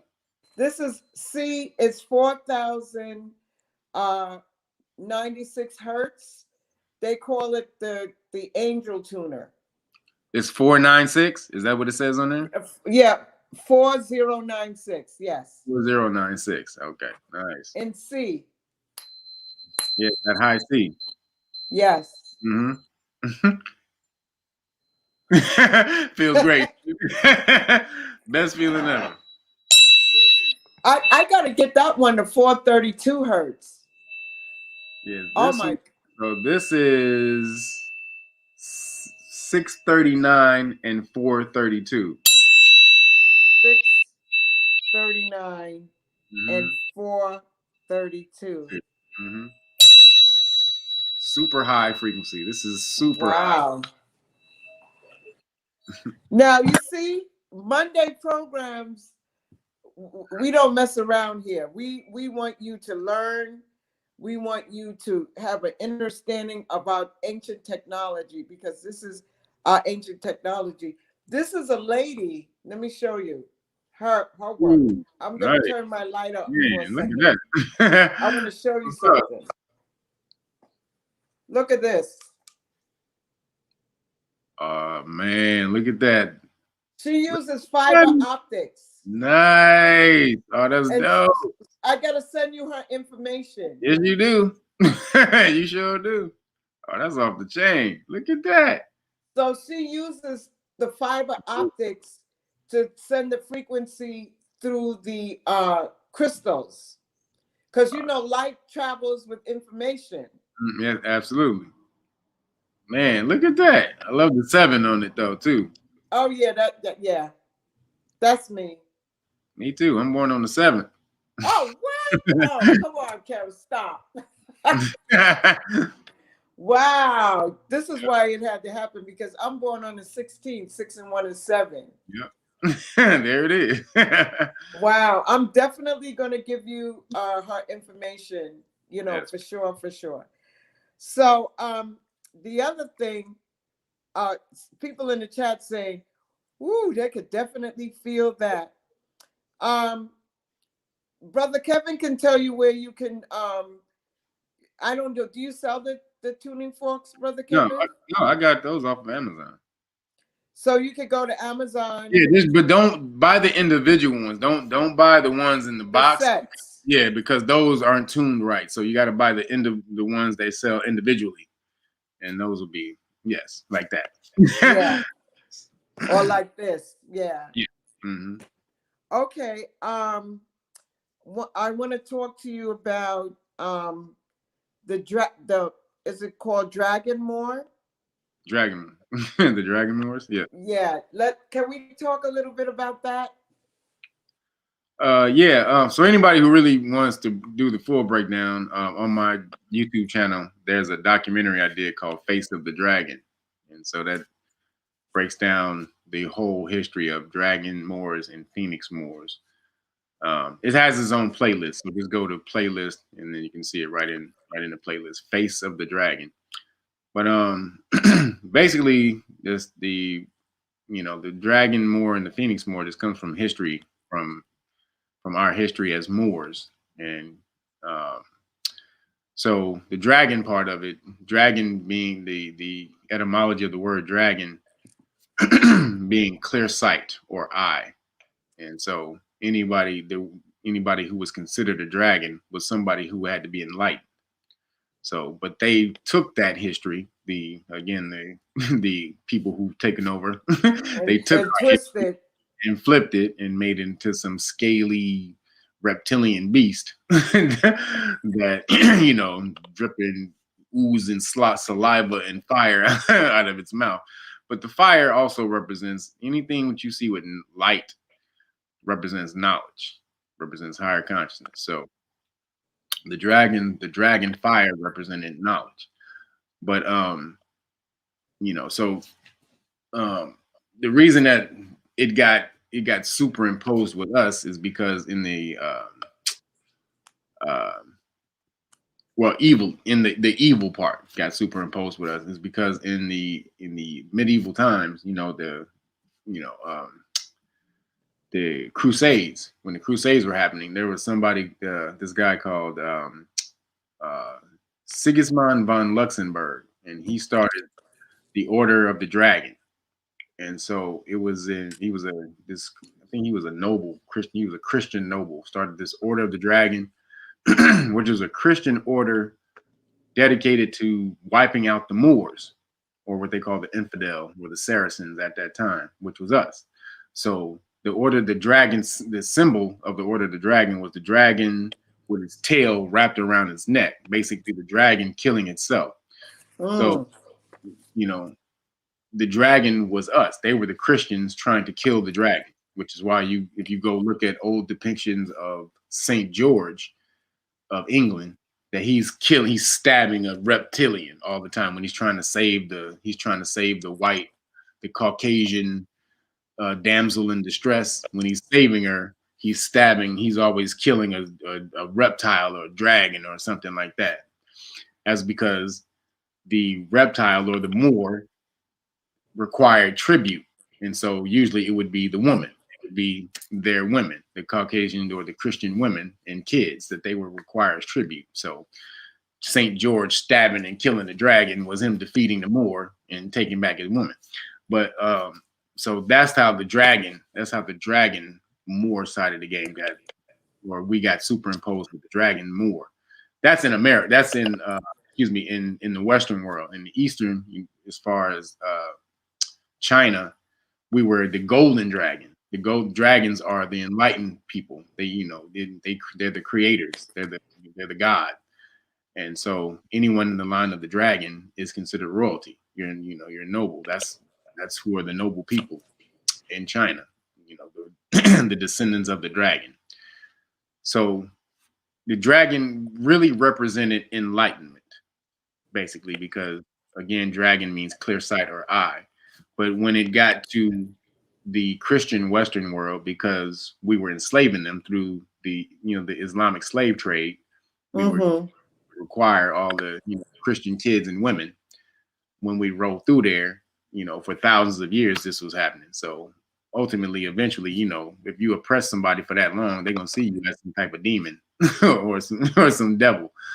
And so that's how we became that evil side, in that world. So that's the two depictions of the dragon more. One is a golden dragon, which is the more enlightened dragon, the one with wisdom. So the dragon just meant someone who was aggressive. Those were the aggressive Moors. So that's really, that's where that came from. The more military minded, the ones who would pretty much slap you first before and then ask questions later. But then the golden dragon was somebody different. He was more diplomatic, even though they were warriors, but they were enlightened warriors. And so they used the sword as a second alternative. As if we can't talk it out, then I got to smack you up. Right. More, somebody kind of like what they depicted Luke Skywalker as in Return of the Jedi. So he went from somebody who didn't know anything to the middle one, Empire Strikes Back. This is when he was learning his the higher knowledge from Yoda. He was getting all the enlightenment, and then in Empire and Return of the Jedi, he became a fully fledged Jedi, but he was balanced at that point. So he had went from the white in the first Star Wars. In the middle, he was gray, and then he went to the black, because the black represents all the frequencies at once. So the meaning I can give you life, or I can give you death. So one of the things he went in there, he went to at the beginning of the scene, he went to this dude Jabba the Hutt, because Han Solo had been kidnapped, and he gave Jabba the Hutt an ultimatum. He said, "Look, man, you gonna let my homie Han go? I can pay. I know Han owe you some money, so I'm gonna give you all the money Han owe you, plus more. I'm gonna give you way more than even what he owe you, or I can kill you. What you want to do?" that's the dragon more. I'm gonna give you all the money that he owe you and more, or you gonna die. What you want to do? That's up to you, dog.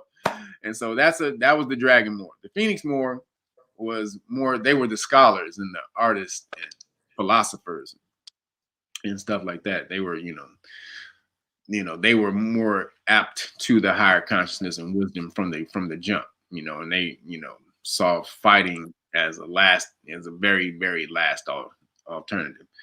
And yeah, and that comes from, the name goes back to the Phoenicians. And so that's where the Phoenix, Phoenicia. I tell you, there's so much that, this, for me, I see this time as a very excellent time to unlearn and relearn, who and what we are and what we're made of. Because when you hear the word sound of man, know thyself, that means man and woman know yourself. Right. It doesn't expound, it doesn't expand on what do you mean that man know thyself, you know. Right. It you know, and I'm learning so much things about my own body. I'm learning so much things about you know, the different elements, the star systems, the history that has never been told or taught. So when I tune into different people such as yourself, it's like, okay, let me take out my notes. Let me see what I can learn, or let me go to your page to see what spirit is guiding me to do. To what should I be learning today, or how Right. can I be my greatest version of myself today? Right. You know, how can I be of service? What can I do? You know what I mean? So this is one of the things. This is one of the platforms that LanceScurv. You know, I'm not the only host that comes on, but Monday programming is Cafunia Star Rebels pro- programming. So I bring very affluent. Now, do you know what the word affluent means? You mean as far as well-to-do, well-off? No. What? Affluent means things that flow to you, that come to you. That's what the word affluent means. All right. Affluent. I learned that the other day. I hadn't looked up yet. I don't use that word much, so I hadn't looked it up. Right. I thought it was, you know, somebody of, you know, I mean, Right. you know how they twist things around, but the real meaning of affluent is To flow. to flow, to have things coming to you. Right. You know what I'm saying? And I just wanted to share that bit of That's knowledge what's up. with you. Thank you for that. No, that's what's up. That's dope. Yeah. The Incorporate. other thing, pardon me, I'm sorry. Go ahead. Now I can incorporate that word now because I don't use it. Now, melanated people, we don't usually have to have a reason to use the word affluent, but yeah. Well, the other day I did a program on the same.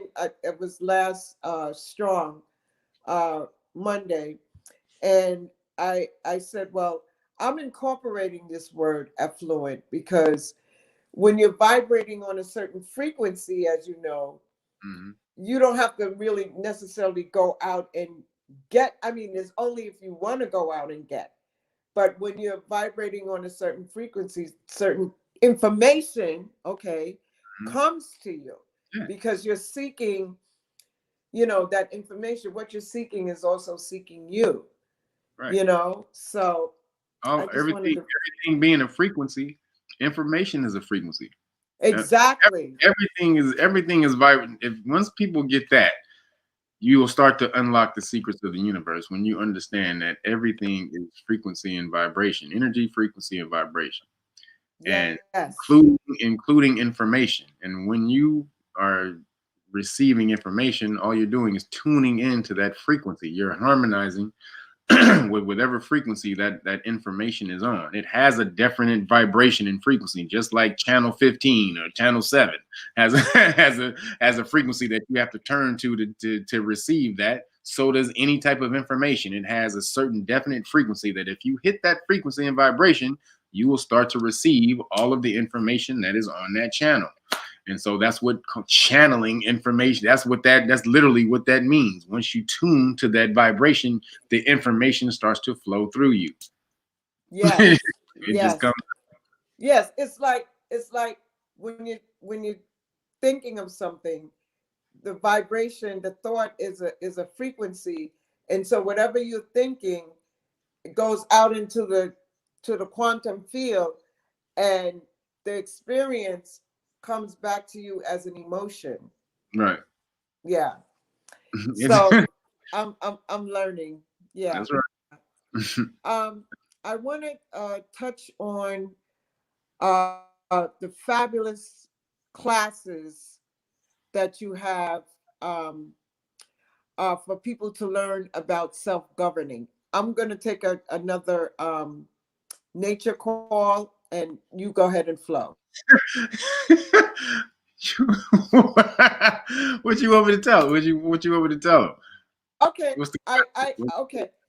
You have a lot of different classes. You have the classes on self-governing, what it means to be self-governing versus sovereignty. Okay. And then you also have how to protect yourself from the police force, Please and stop. your and your melanin books and whatnot. So I would like for you to touch on that. And I'll be right back. All right.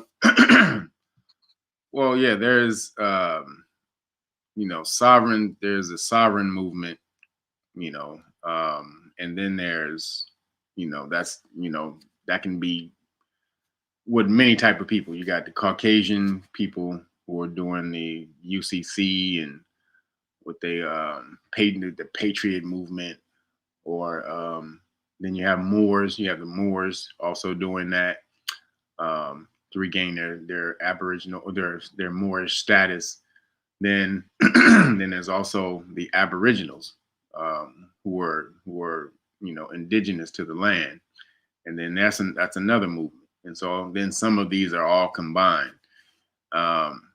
Sovereignty has been turned into a bad word with the police. They look for anyone who calls themselves sovereign or is in the sovereign movement. They're studying that so that they can learn how to stomp it out when they encounter it.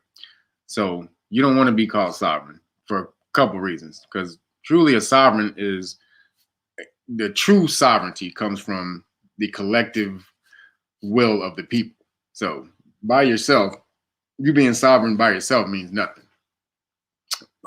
But self-governing is another thing, and that's also another thing that I teach as far as status is being, you being in control or rulership of yourself, and that's a whole other thing. But it also involves you taking your status back as Aboriginals, because most melanated people in America are indigenous or Aboriginal to the land. You weren't bought here from, on slave ships, or your ancestors weren't bought here on slave ships. So, but they get you to thinking that because that takes your connection to the land away. If you think that you're from Africa, then you're never going to want to get this land back because you want to go back to Africa. But your Africa is right here. And as long as they keep calling you African American, making you think that you from across the water, which is ridiculous. Why would I go travel across the Atlantic Ocean to kidnap Aboriginal people when they're sitting right here? as Aboriginal sitting. See that Aboriginal nigga right there behind me? I'm about to go put some tackles on that nigga. Y'all be right back. And obviously that would be even as a business person, that would be the smarter thing to do. You wouldn't waste millions of dollars trying to trek across the Atlantic Ocean to go kidnap some Aboriginal people from a land you've never been to before, that you have no knowledge of the terrain or the diseases or anything there. But I got this Aboriginal dude sitting right next to me. All he got is some bow and arrows. Hold up. Yeah, I'm about to take this nigga right here. So your status, most of the people who are indigenous or who are in America who believe that you are a slave, you're descendants of slaves or ADOS or, foundational Black Americans, FBA, whatever, all the titles that you want to throw yourself. You're actually Aboriginal. That's the only title that matters, is Aboriginal, which is legally it's Indian, which the legal definition means Aboriginal inhabitant of North America. So that's the status that you want to be creating. But now you live in a corporation though. So America's not a government. So you have to learn truly how to contract. When you're dealing with a corporation, and all the world's governments are corporations, you got to learn how to contract. That's, you got to learn business law, basically contract law.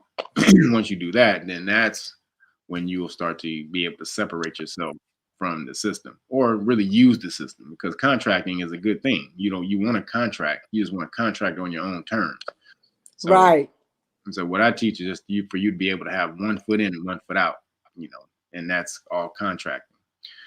So that's basically what I do. And then whatever the others, what everybody else do, I don't speak on what nobody else does, but I just teach you how to have one foot in the system and one foot out without being obligated to the system, because, you know, contracts are what obligate you. So if you know how to contract, you're not obligated to anybody, especially if you're forced into those contracts under duress, or they're under misrepresentation or stuff like that. So it's true, because you have to identify who you are, because, like, for instance, you know, they want to impose certain things on us around this time. You know what I'm talking about, right? Yeah. They want to, I don't want the video to be, you know, so by having this information, you're able to opt out of things that are going to be harmful to you, and you don't want to be a part of somebody's experiment. Well, yeah, you right now, most melanated people in America, actually most people in America, period, but you're under the 14th Amendment, which makes you a subject citizen. It's basically a slave, property of the United States of America. So you're under their jurisdiction. So whenever they issue any decree or order or law, you're bound by that to follow that until you get out of your jurisdiction, which is why, you know, your Aboriginal status in the world is the highest. Aboriginal indigenous status is the highest status in the world. You know, if you're first to the land, then you have first claim to the land, but you have to be able to claim that status. And most people don't know how to do that. They don't know, first of all, most people don't even know their history, but then they don't even know how to reclaim their history within law. But because it's so convoluted, you don't even know that you're dealing with a corporation. And so you think you're dealing with a government. I'm going to go deal with the State Department and the Justice Department and all these of that thing. These are just pieces of corporation. They can't do anything legally if you understand what a corporation is. Like, if I wanted to talk to the head of McDonald's, would I go to the McDonald's on the corner to talk to the CEO of McDonald's? No, I got to go, and I got to go wherever, you know, whatever, you know, avenues that they've created for me to talk to the CEO. I have to follow that and talk to the CEO. Yeah. I go to the McDonald's 7745 on, you know, on Robertson and Martin Luther King and say, yo, you better tell the CEO of McDonald's that I'm not fucking with him no more. Like,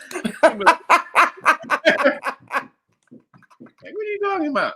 So that's kind of what you're doing when you go and try to apply to the Justice Department and the State Department and all that. These are just, you know, little franchises on the corner. They're not going to reply or relay your information to the main corporation. They can't.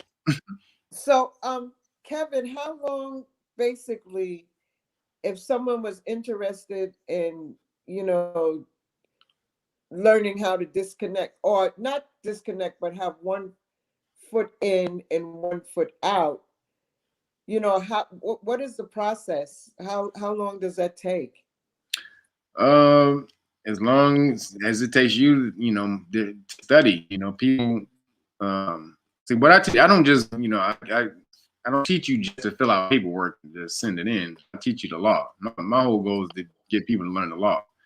So that, you know, the paperwork doesn't free you. You can fill out the paperwork and then they tear it up or burn it, piss on it. Then if you don't know how to explain it, then you still have nothing. You're not free. So learning the law is the main thing. Once you learn the law, you can do anything after that. You learn the language of the law, because you'll be part of literally less than 1% of the world knows the law. In America, less than 4% of the lawyers in America are melanated. Less than 4%. And most of those are entertainment lawyers. Because most melanated lawyers don't go into criminal law because there's no money in it. Most Caucasian people don't hire melanated lawyers to defend them. And then brothers don't have no money in the hood. So you're not going to make a lot of money defending brothers in the hood on criminal law. So, you know, brothers go into entertainment or corporate law and stuff like that. And so we don't have many people out. That's why you see Benjamin Crump always everywhere. When somebody get hurt, it's always one dude. That's out there. Right? Crump. Sure. It was Johnny Cochran before. Yeah. And so, learning the law is the main goal. And so, however long it takes you, some people have a real acumen to learn it. It's a language. See, the law is just a language. And Yeah, it is. The quicker you learn the language, then the faster you learn the law. It's not about trying to memorize cases and laws that are on the books and stuff like that. That stuff is there for you to always go and look up. You don't have to memorize that stuff, but you do need to know what it's saying when you look it up, because legalese is not the same language as regular language.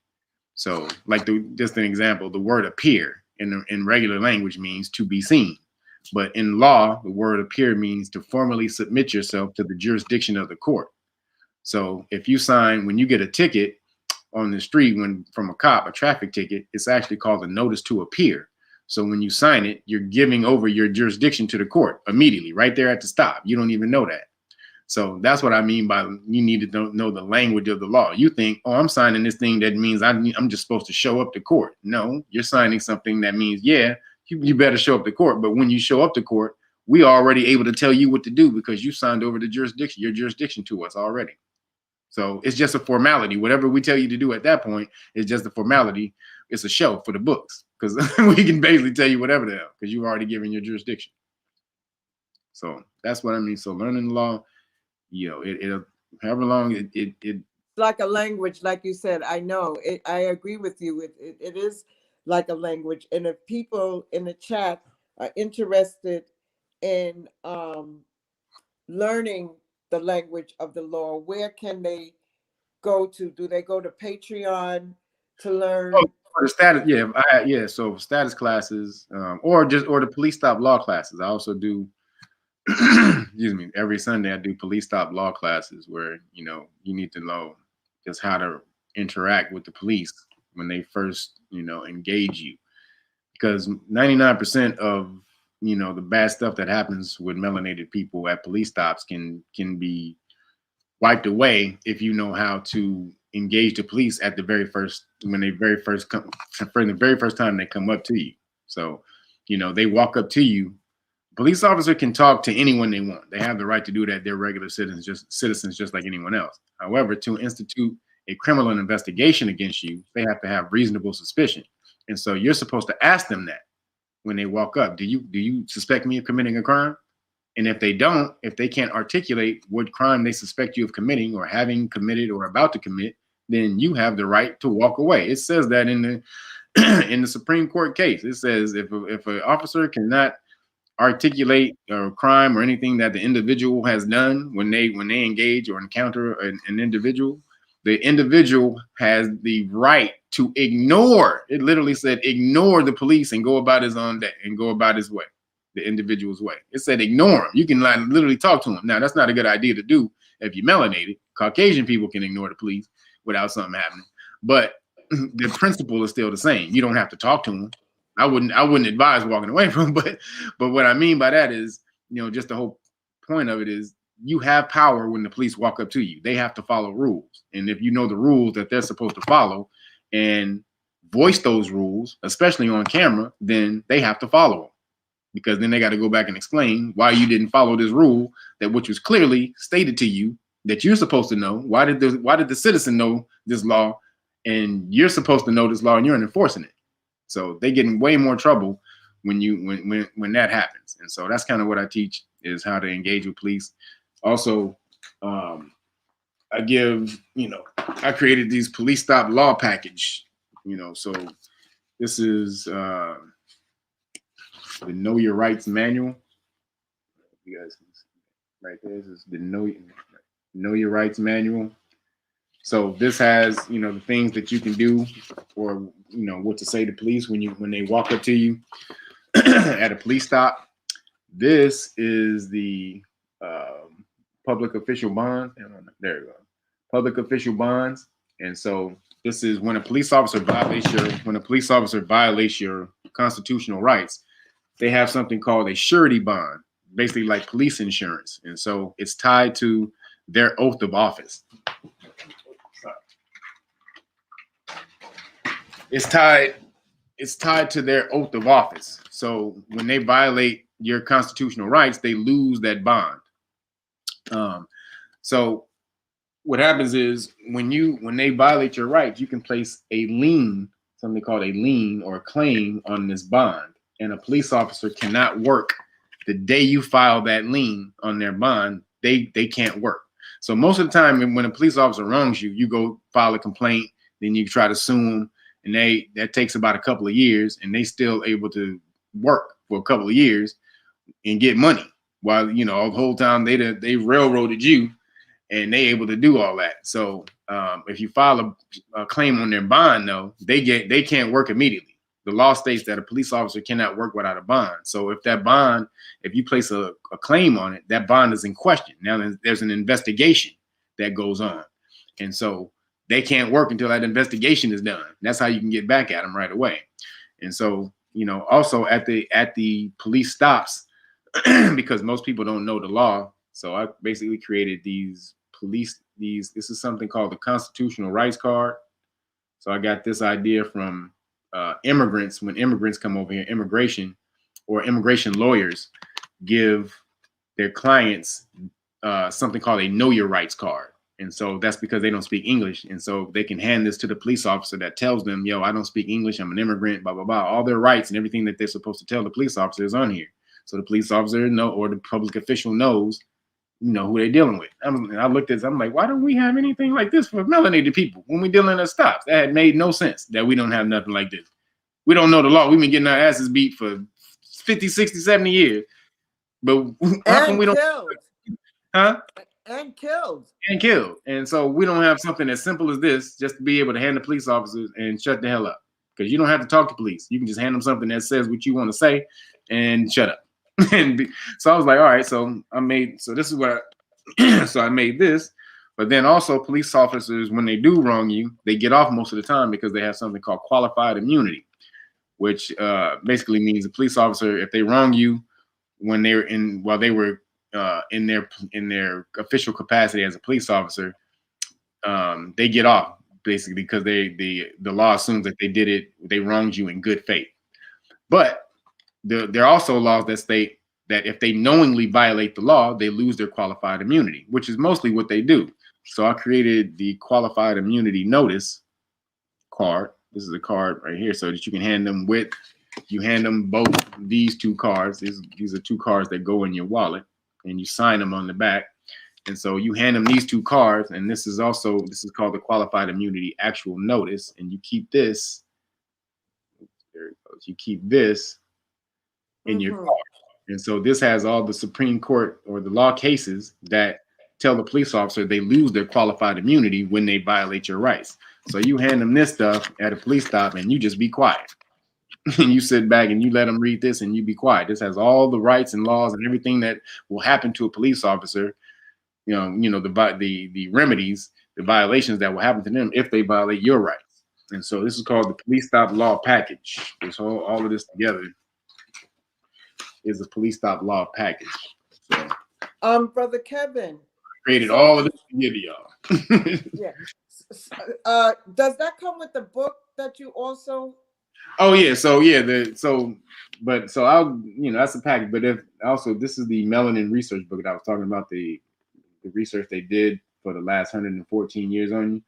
So when you order this hard copy book, I give you this for free. I give you all of this for free because I need people to learn the law. That's the most important thing right now. So I give you the Know Your Rights manual, the police bond book, the two cards, and the qualified immunity notice for free.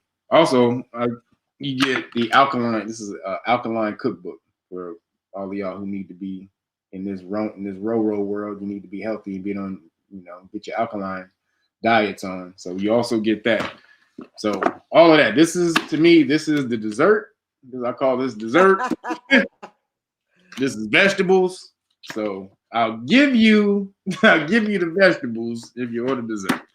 If you order dessert, I'll give you the vegetables. Brother Kevin, someone in the chat was saying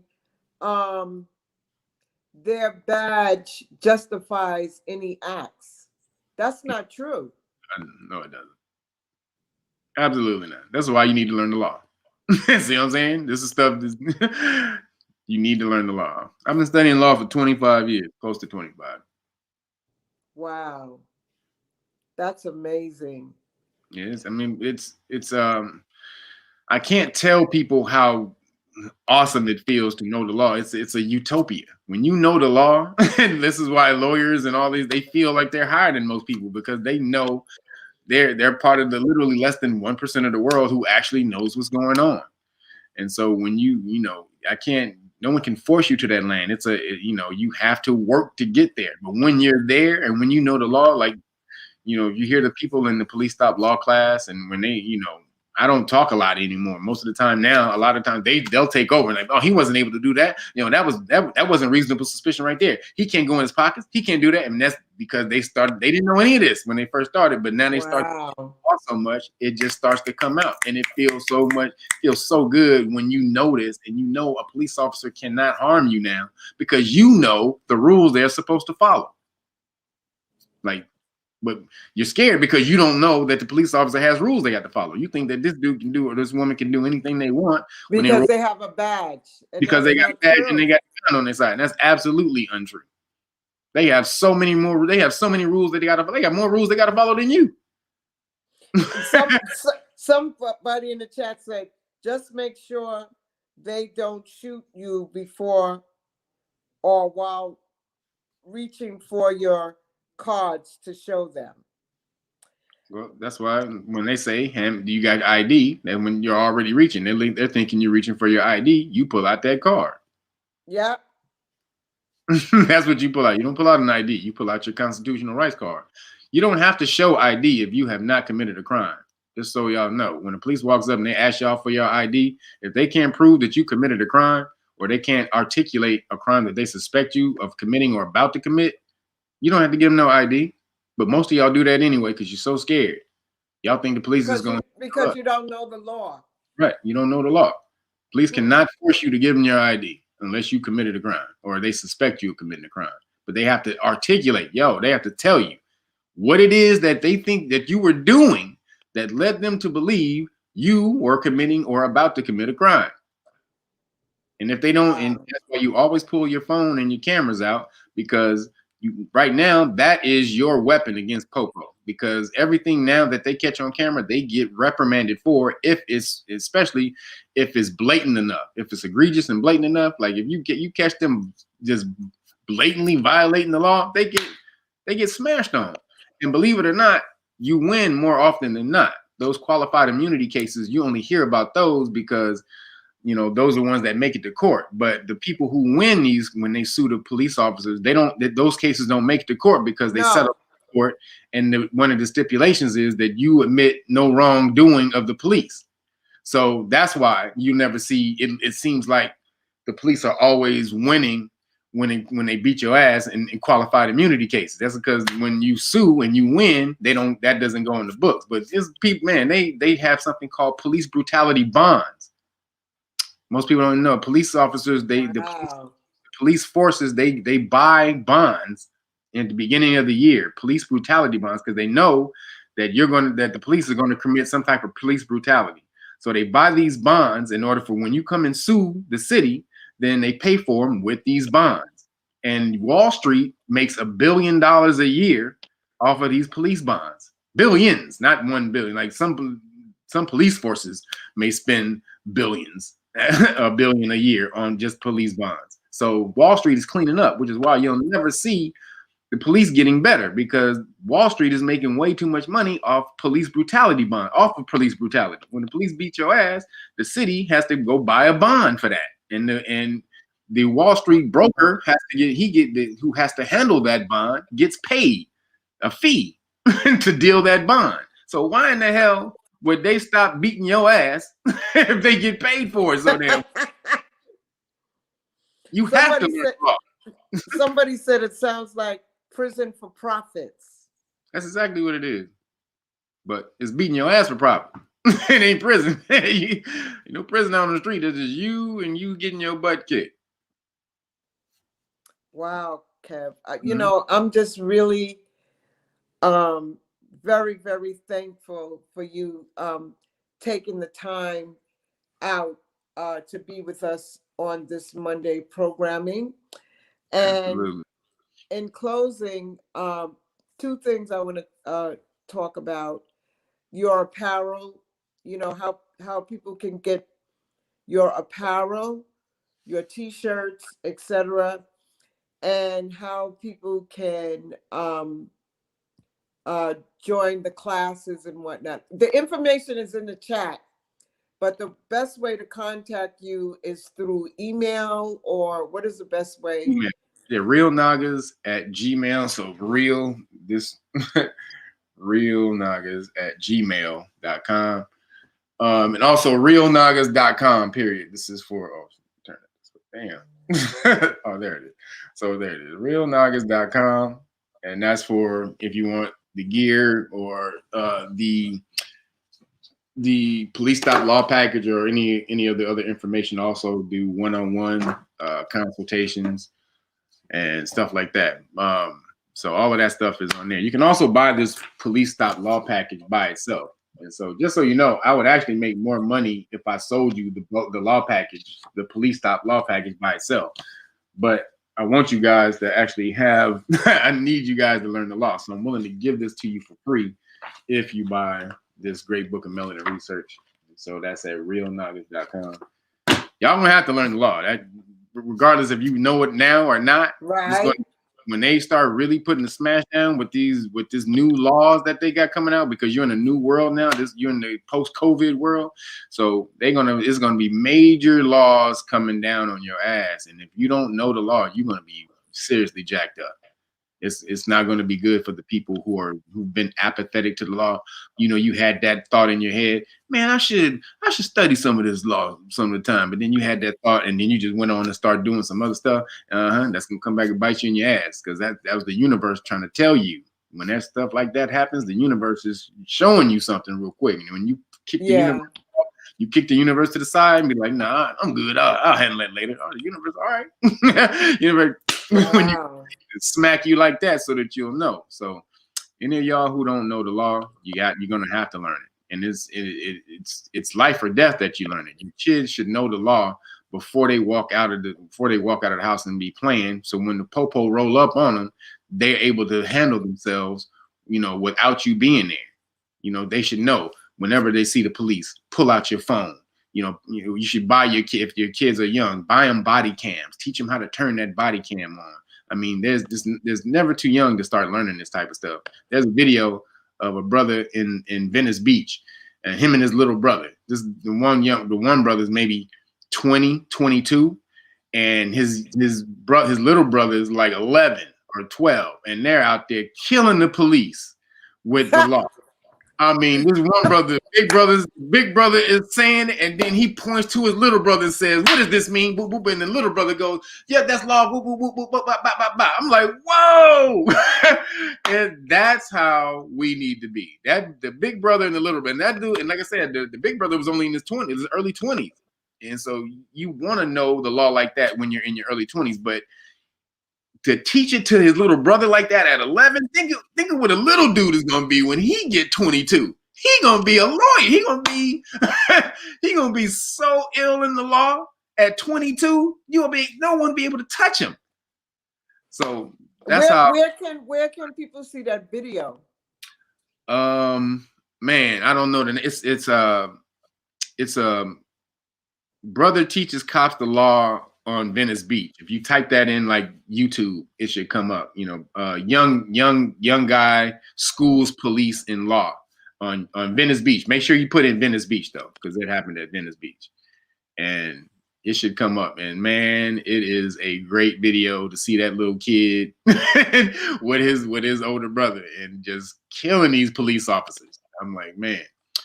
So I really think it should be mandatory. Oh yeah. While we're in this reset, to teach our youth this information, really. Oh, yeah.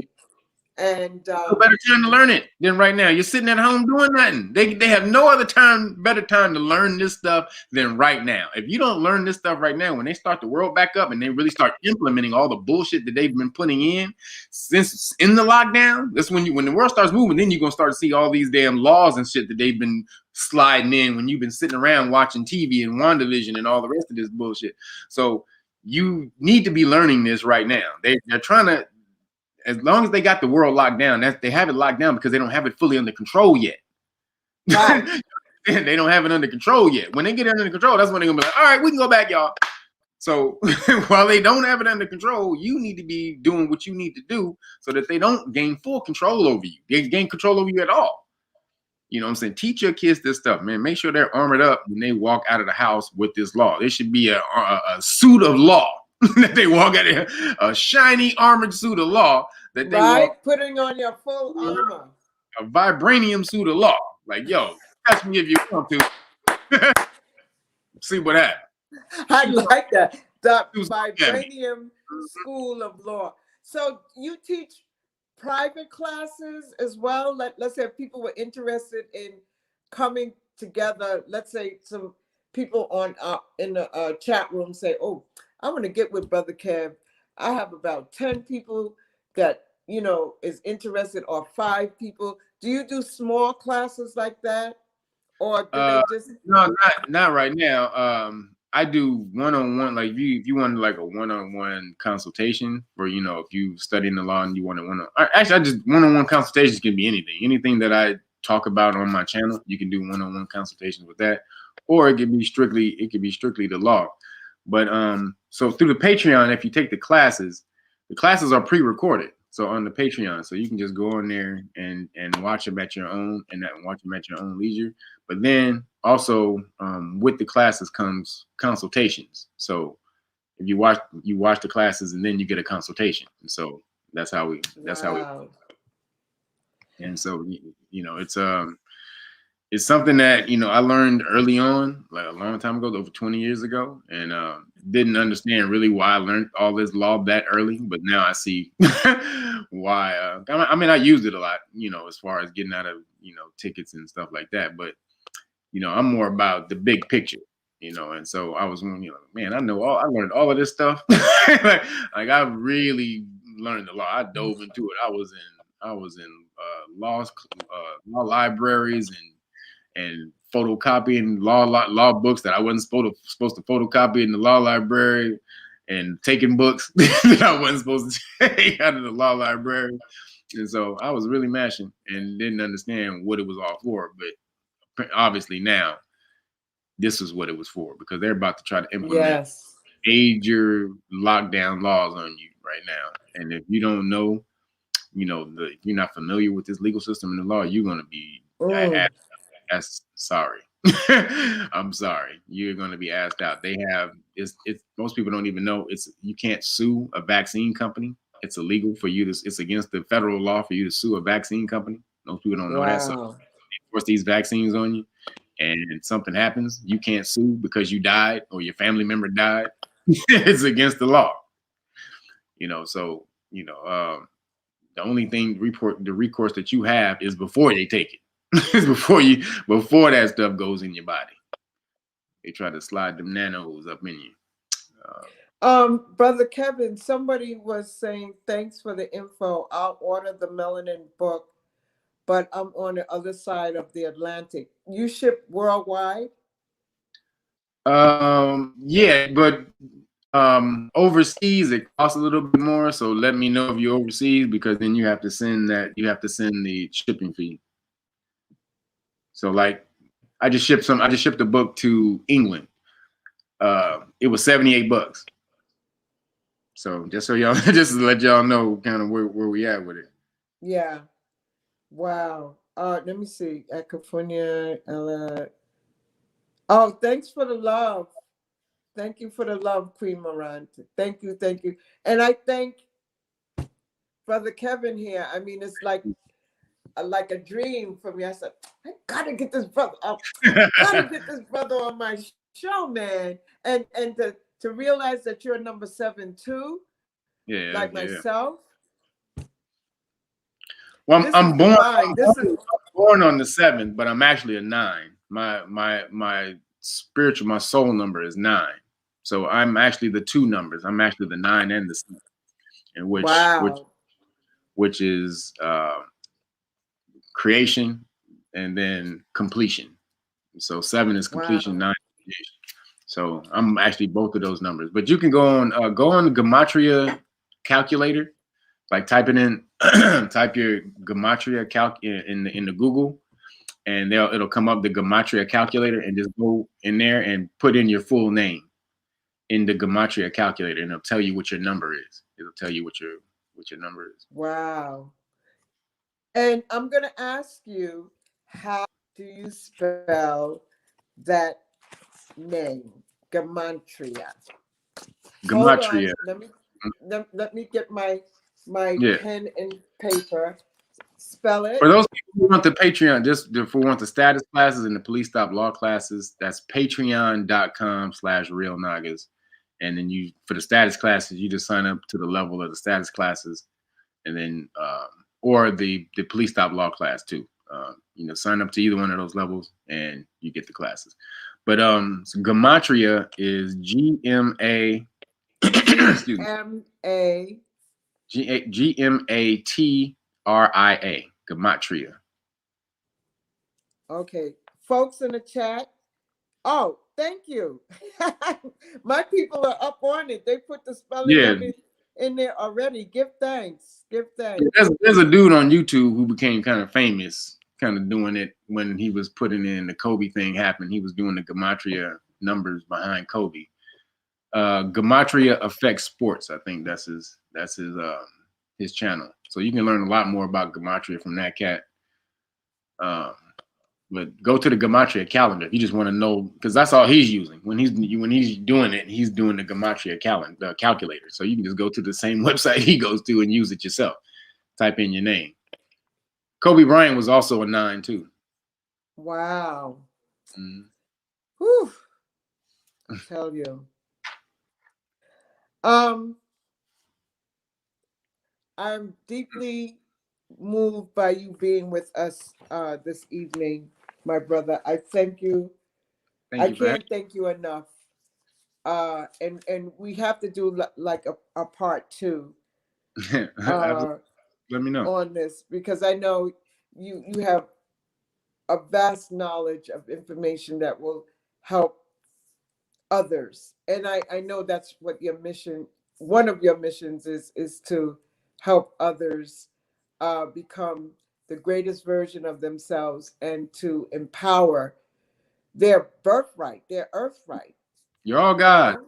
You just forgot. Right. Oh, and I wanted to say something. Somebody in the chat was saying, so we're equating Negas with Nagas. No, Negas means king.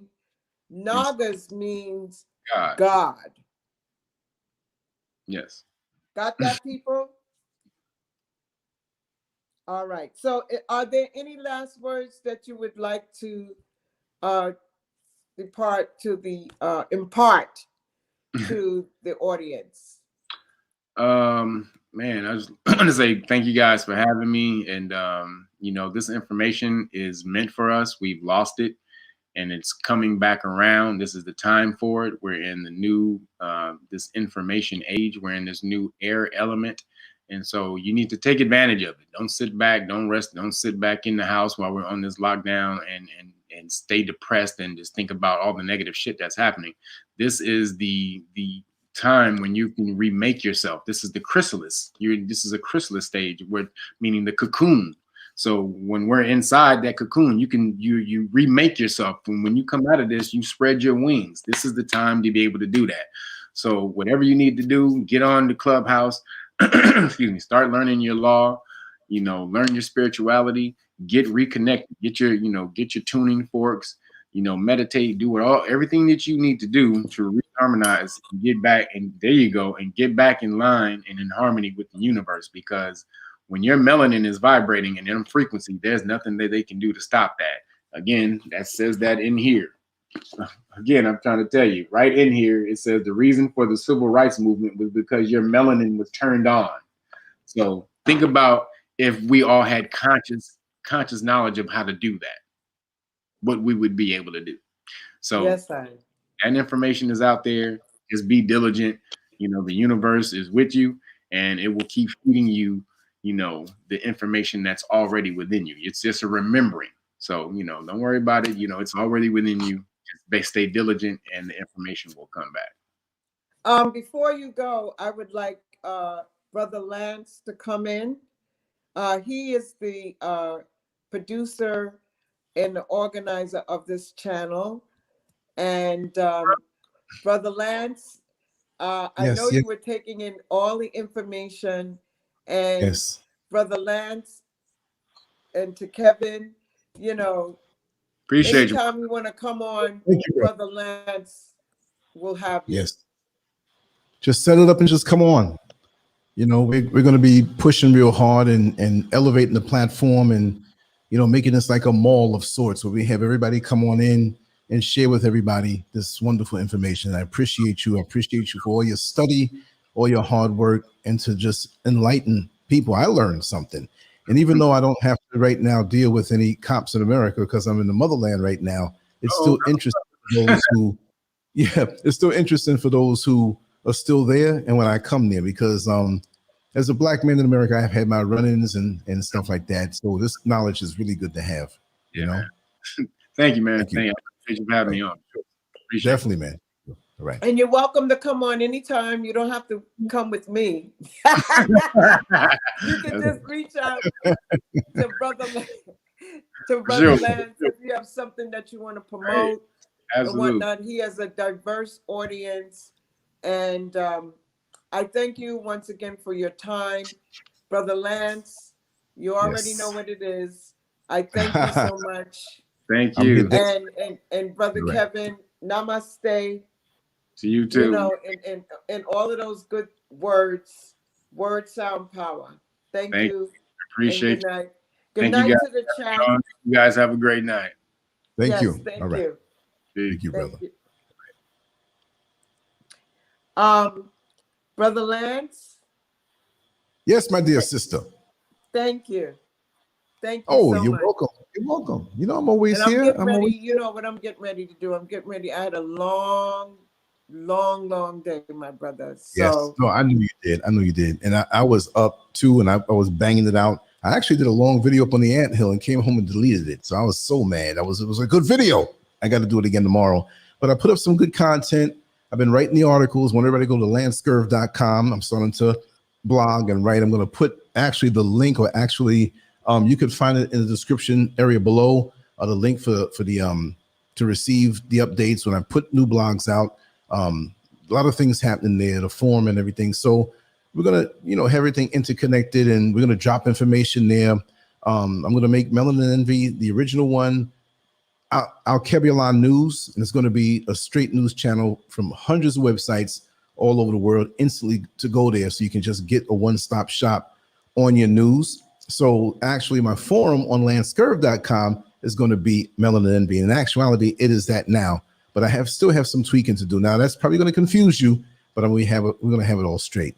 You know what I mean? So you got to make your profile page on there too, Sister Kafunya, and set everything up. Lloyd Strayhorn, Kaya French, and everybody, the whole family. So we're going to be there. We send private messages, videos, and everything, and comment on things, and it's going to be wonderful. So I probably got another 2 hours up to work on those things now while everybody else goes to sleep. Even though I'm 5 hours ahead of you on the East Coast, I'm still going to be up. Anyway, that's what we do. But I got to rest now a little bit too. So get your rest, Sister Kafunya. You're working hard, okay? All right, sweetheart. I'll play your song for you while you exit out.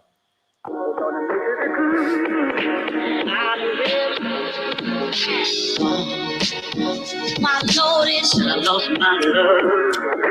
They gonna move to the groove.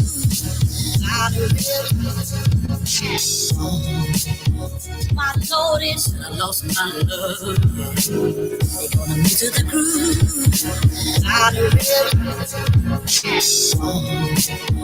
My Lord, it should have lost my love. Yeah. For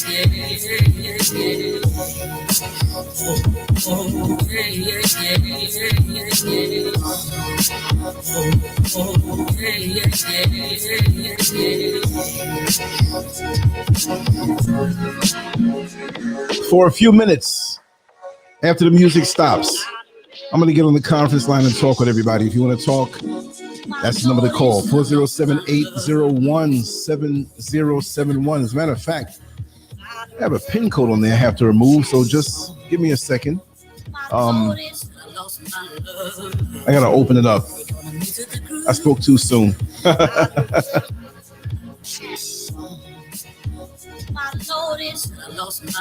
it won't be open until the music starts or stops.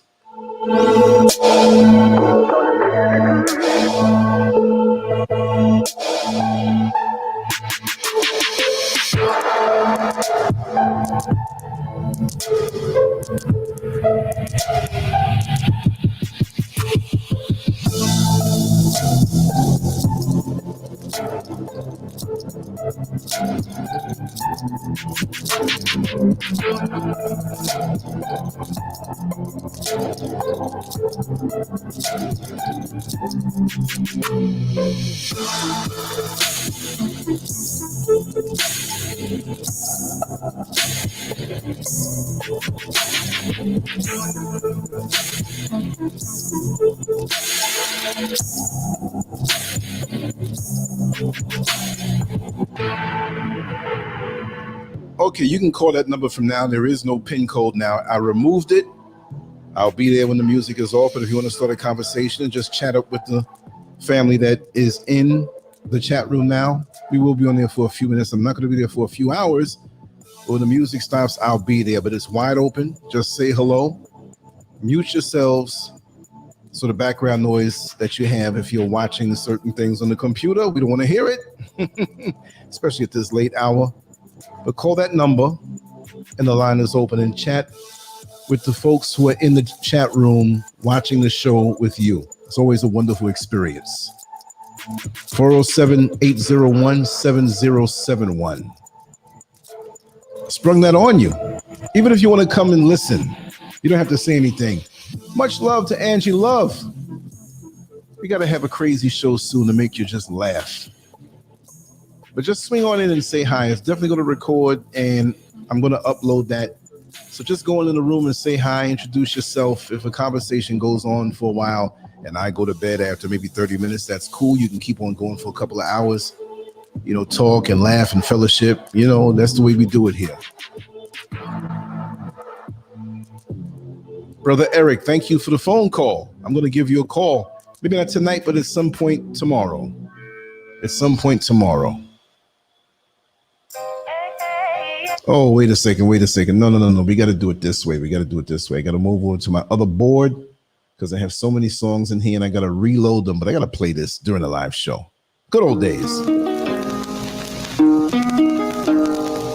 407-801-7071. Why are we I'll be there in a few minutes after the music is off. Why are we deaf, dumb, and blind? Don't forget to say hi and progress? Cut down the music in the background so we don't bring all this extra noise in. Matter of fact, after this song, I'm going to cut it off and join you. The song is about 6 minutes long. So, stripped of our name, our language, our culture, our God, and our religion. Here in America, all of our religious training has been gotten by the preacher. He has told us of a heaven way up in the sky that we can't enjoy now, but rather after we die. But all of the years that we are living, for us there's nothing but hell, pain, torture, and misgiving.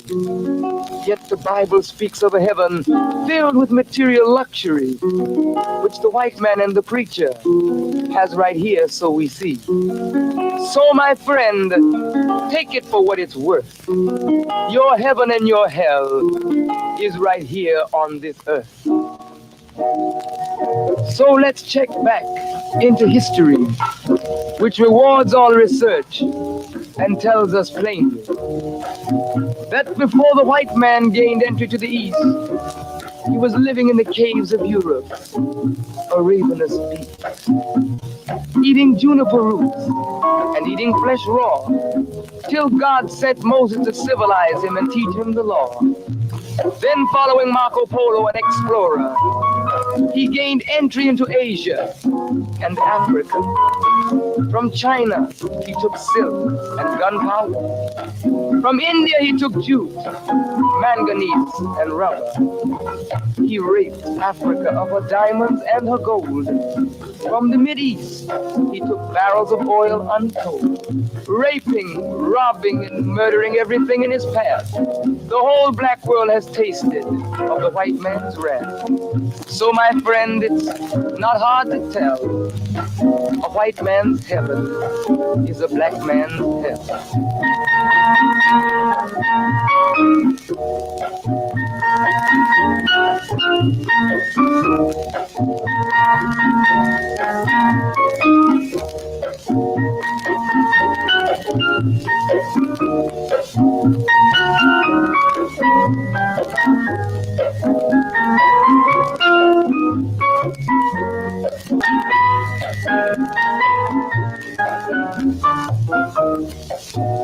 Before we came to America, we were living in the east.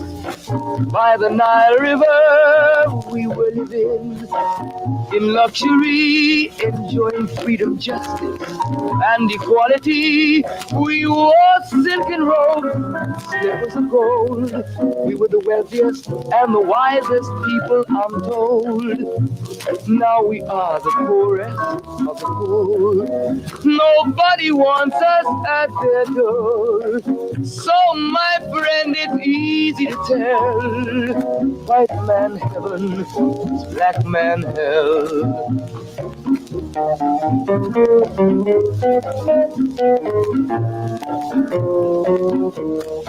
When the white man came to America, he told the Indian, I am your white brother. I am Angie's brother. Don't get me started. The best. Yet and still he pushed the Indian further west with his white woman and fire water. Tricks and lies, he stole America. The original owner of this nation is cooped up on a reservation. So, my friend, it's easy to tell. White man heaven, black man hell.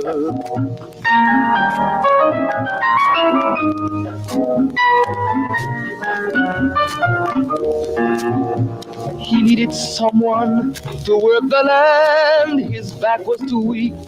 He needed you, black man, so he commissioned Sir John Hawkins to commit the worst, most grievous sin, to take a man who's born to be free and bring him down to slavery. Sell a man as merchandise, on his body put a price. Oh, my friend, it's easy to tell. White man heaven is a black man hell.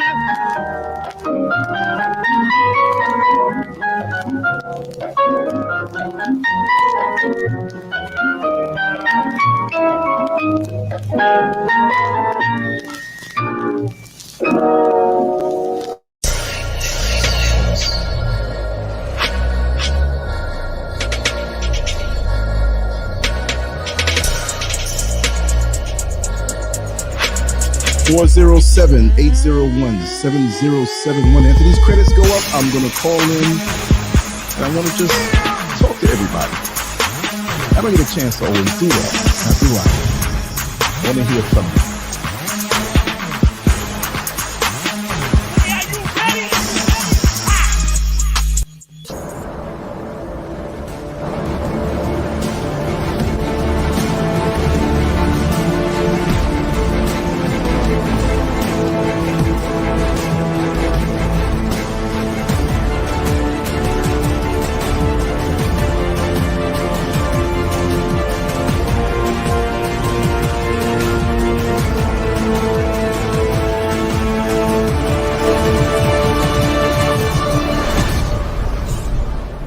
I promised you, it's time to leave America. Come home. A straight flight. We're not going to send you all the way to Alaska, Europe, and